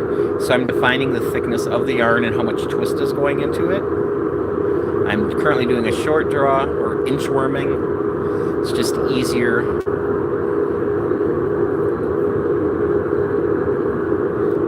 The way I'm standing right now, I'm kind of like leaning over. And then you store the yarn you spun on the spindle. Now when you're done, this shaft comes apart, the arms come apart, and then you have a center pull ball.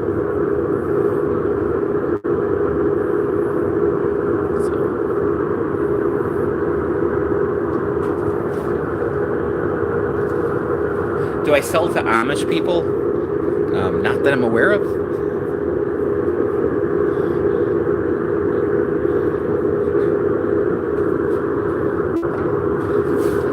I may have sold to some Mennonites, but I'm not sure. All right, let's get back to turning. Hello, Alaska.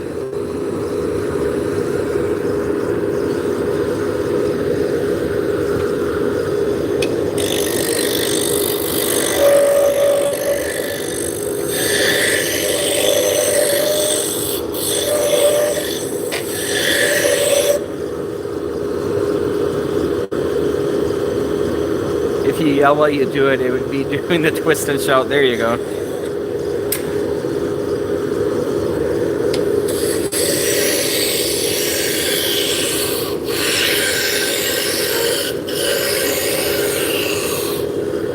So yeah, these newfangled gadgets that we've used since Neolithic times.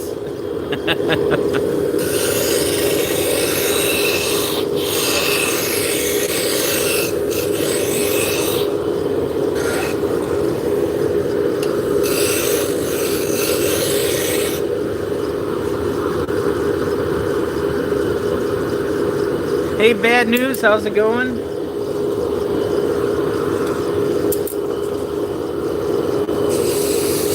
Right. It's a little bigger now. I'm trying. But now people don't know that there's paste wax in there.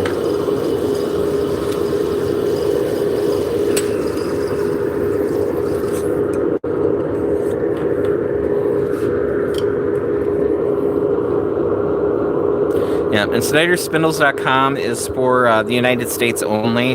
For international, we have Etsy. Etsy just makes the whole international thing a lot easier.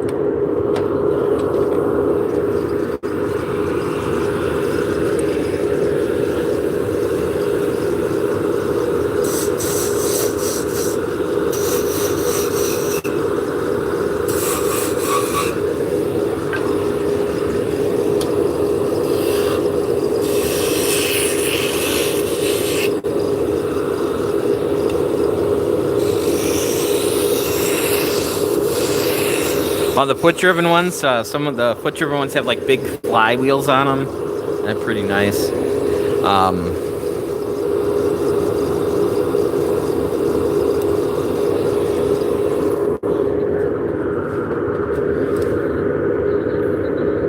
You can go outside and find a sapling and build a lathe around bending the sapling down.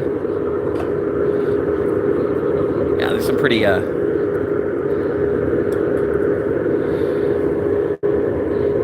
cool old equipment out there.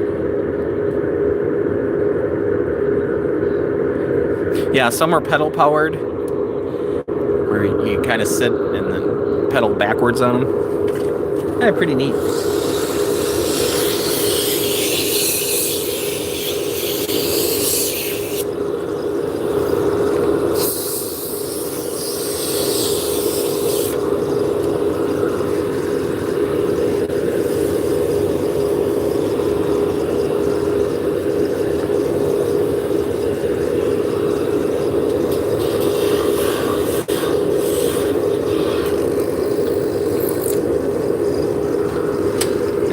I do feel a little spoiled.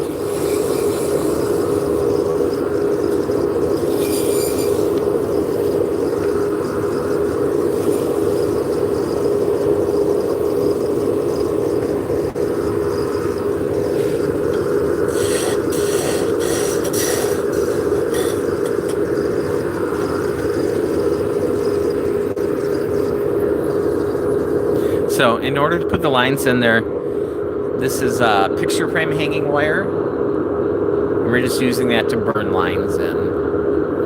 So I just put some handles on it. So we have a very small garrote. And then I do have a magnet on one side so I can stick it to the lathe so I know where it is all the time. Hello, 33. Welcome in. Putting those lines in just makes it a little bit easier to see the beads.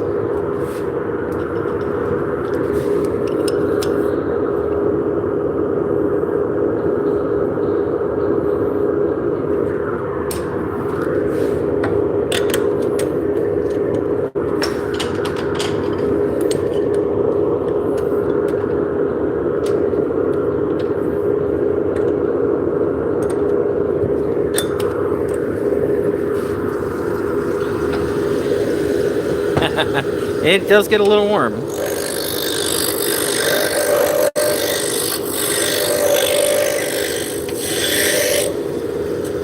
A lot of people will use guitar strings.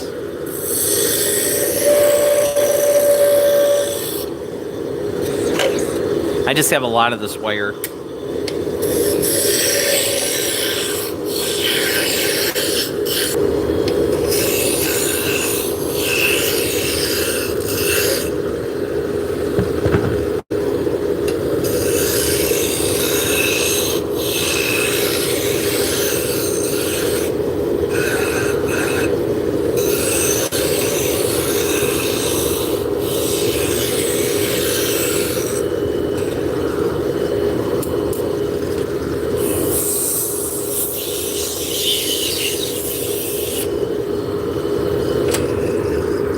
That one's got quite a bit of vibration, so that one is going in the fireplace.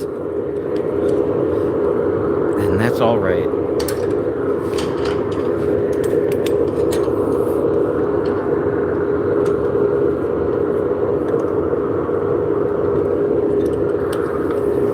So wood's a natural material. They will never all turn out. So we don't get frustrated. We just move on to the next one.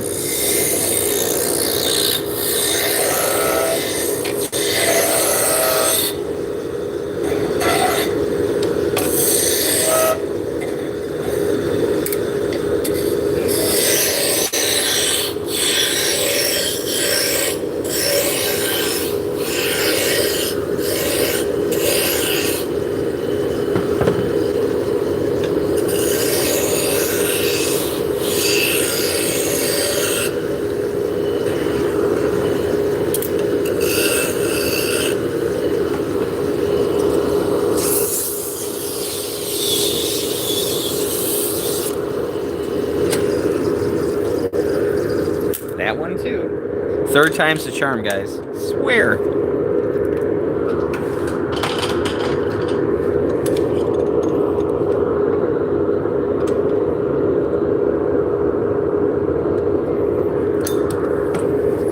I have high hopes for this one.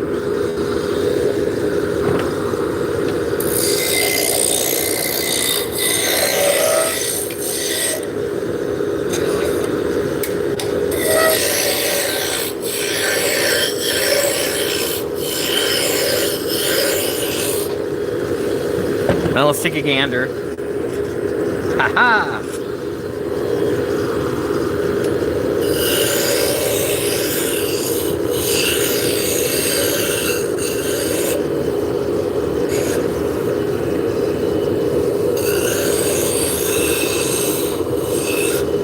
So yeah, my big addition,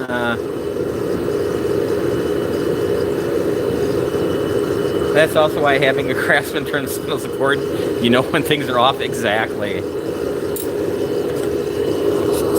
You know, if I would outsource these to a company that would have a CNC lathe, just chunk them out, I would have to go through and test every single one because the machine doesn't care. It's just going to run the job over and over again.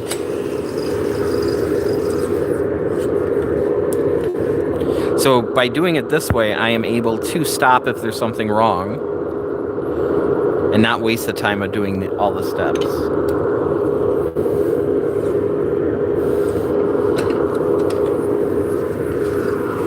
All right, we're going to lay the beads in. So I'm going to stick it in and then go back and forth. I do have to support. It's so thin I have to support it. And I realize my arm's in the way, but what are you going to do?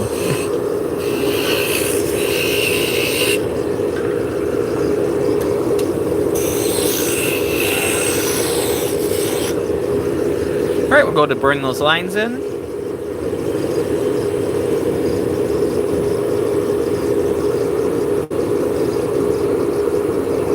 And I'm also an avid spinner. I spin a lot of yarn. It's my Zen thing.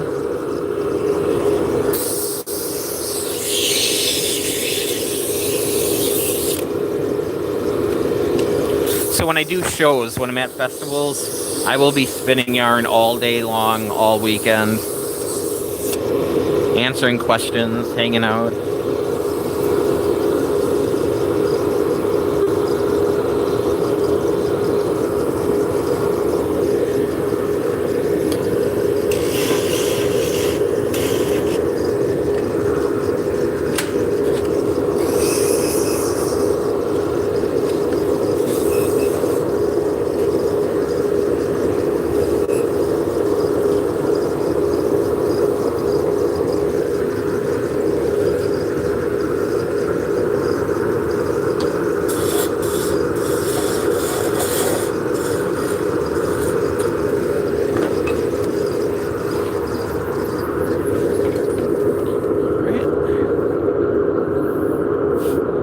Here's a medium cherry glider. That's nice.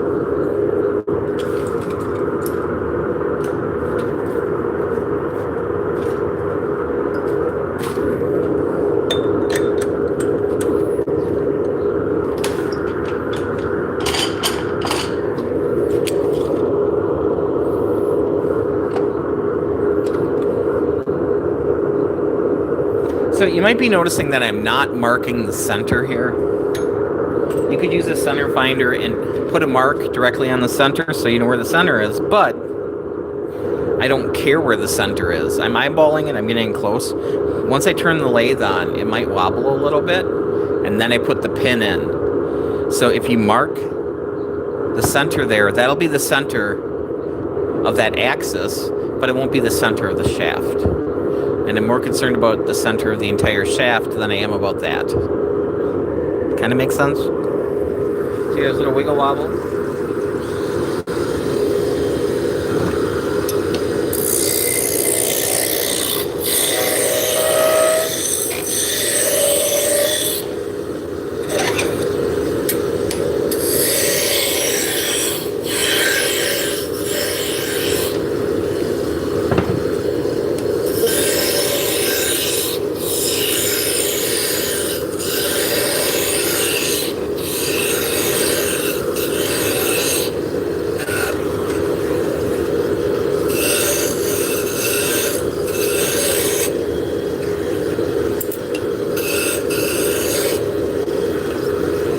So I order these directly from the manufacturer, and they're made to order. So they're not sitting in a warehouse improperly for years.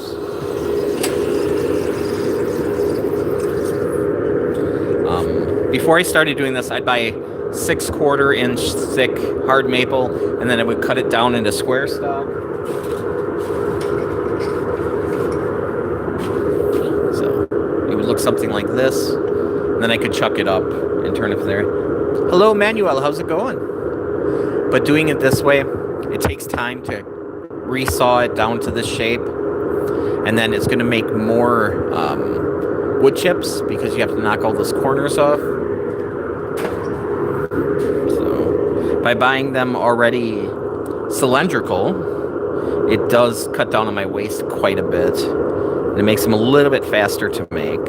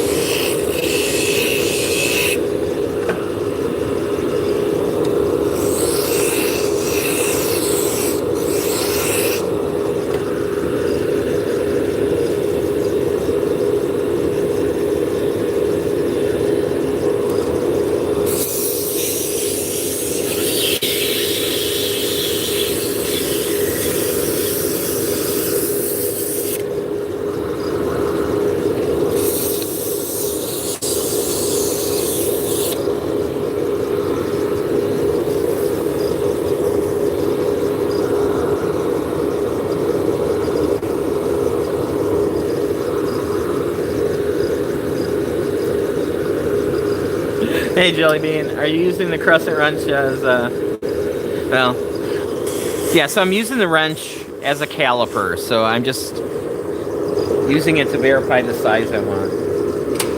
Yeah. So I wouldn't use a big wrench. You know, these types of calipers have their use, but these, if you're touching the wood when it's spinning, they vibrate a little bit, and eventually they will change size, so you always have to take these and recalibrate them all the time. Where this is going to stay the same size forever. So, yep.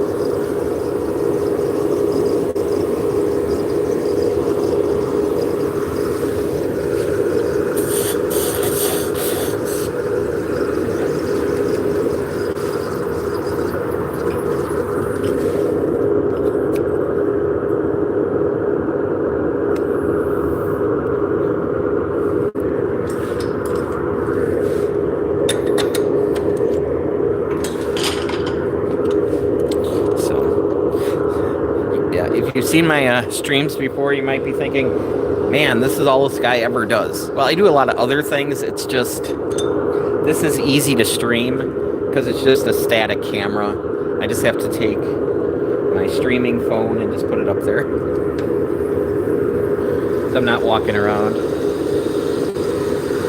I do make fire starter bricks with them. So yeah. I don't have any examples here because they're all at home right now.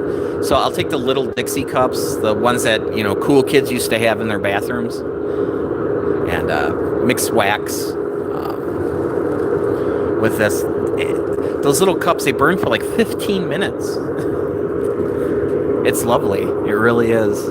So I'll take a cup. I leave them in the wax paper cups. I'll just tear a little bit of the cup up and then use that as a wick. Light that, throw it in, and away we go. It works well. It really does.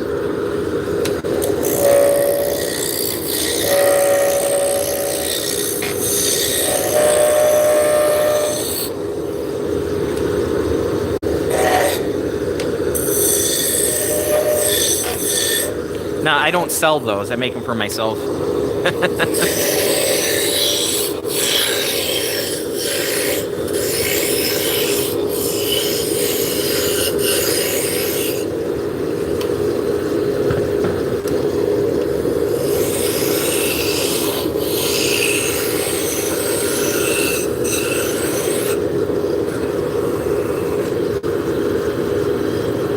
Oh, yeah. Yeah.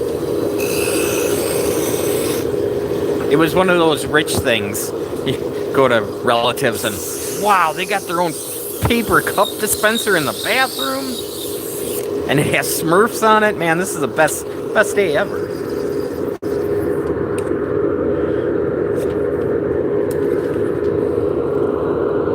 All right. Yeah, we'll make a 7-inch, even though I don't need one right now. Well, Scott, you need infinity of these, so yes, make some.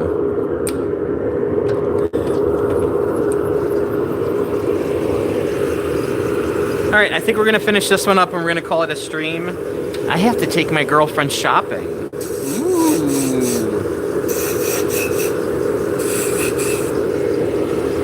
My girlfriend's birthday was yesterday, and I asked her what she wanted, and she just wants a couple outfits. So we're gonna go get some outfits.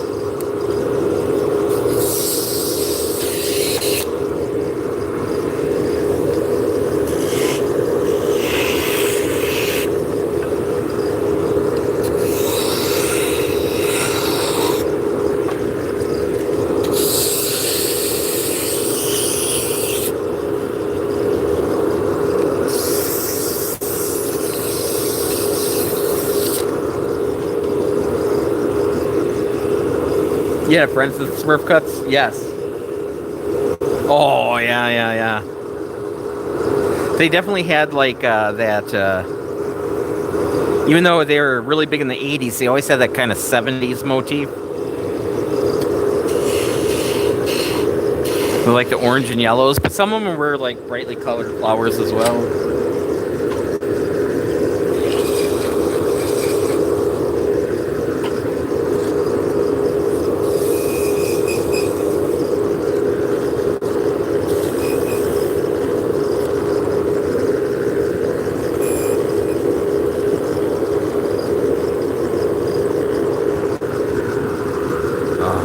And then, well, I grew up in the country, so we didn't have, like, there's still not cable television out there. So, some of my relation had, the big cable box with the slider on it. Oh, I thought that was just the bomb.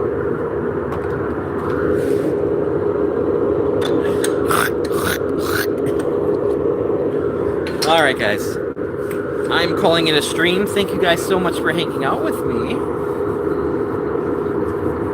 Oh, yeah. Yeah, the goldenrod, olive green, harvest wheat. And that avocado green. Yeah. Yeah, she's starting to go backwards now. So, She's 52, so she got to 50. Now she's going backwards. So pretty soon we'll see if she catches up. All right, guys, thank you so much for hanging out with me. Really appreciate it. I really don't have a schedule for streaming, but I do stream pretty much daily other than Sundays. So if you want to catch me again, make sure to subscribe and ring the bell. If not, hopefully we'll bump into you again. Maybe next time we'll spin some yarn. All right, guys, we'll catch you later. Have a good day. Dun, dun, dun, dun. It's always so hard to say goodbye.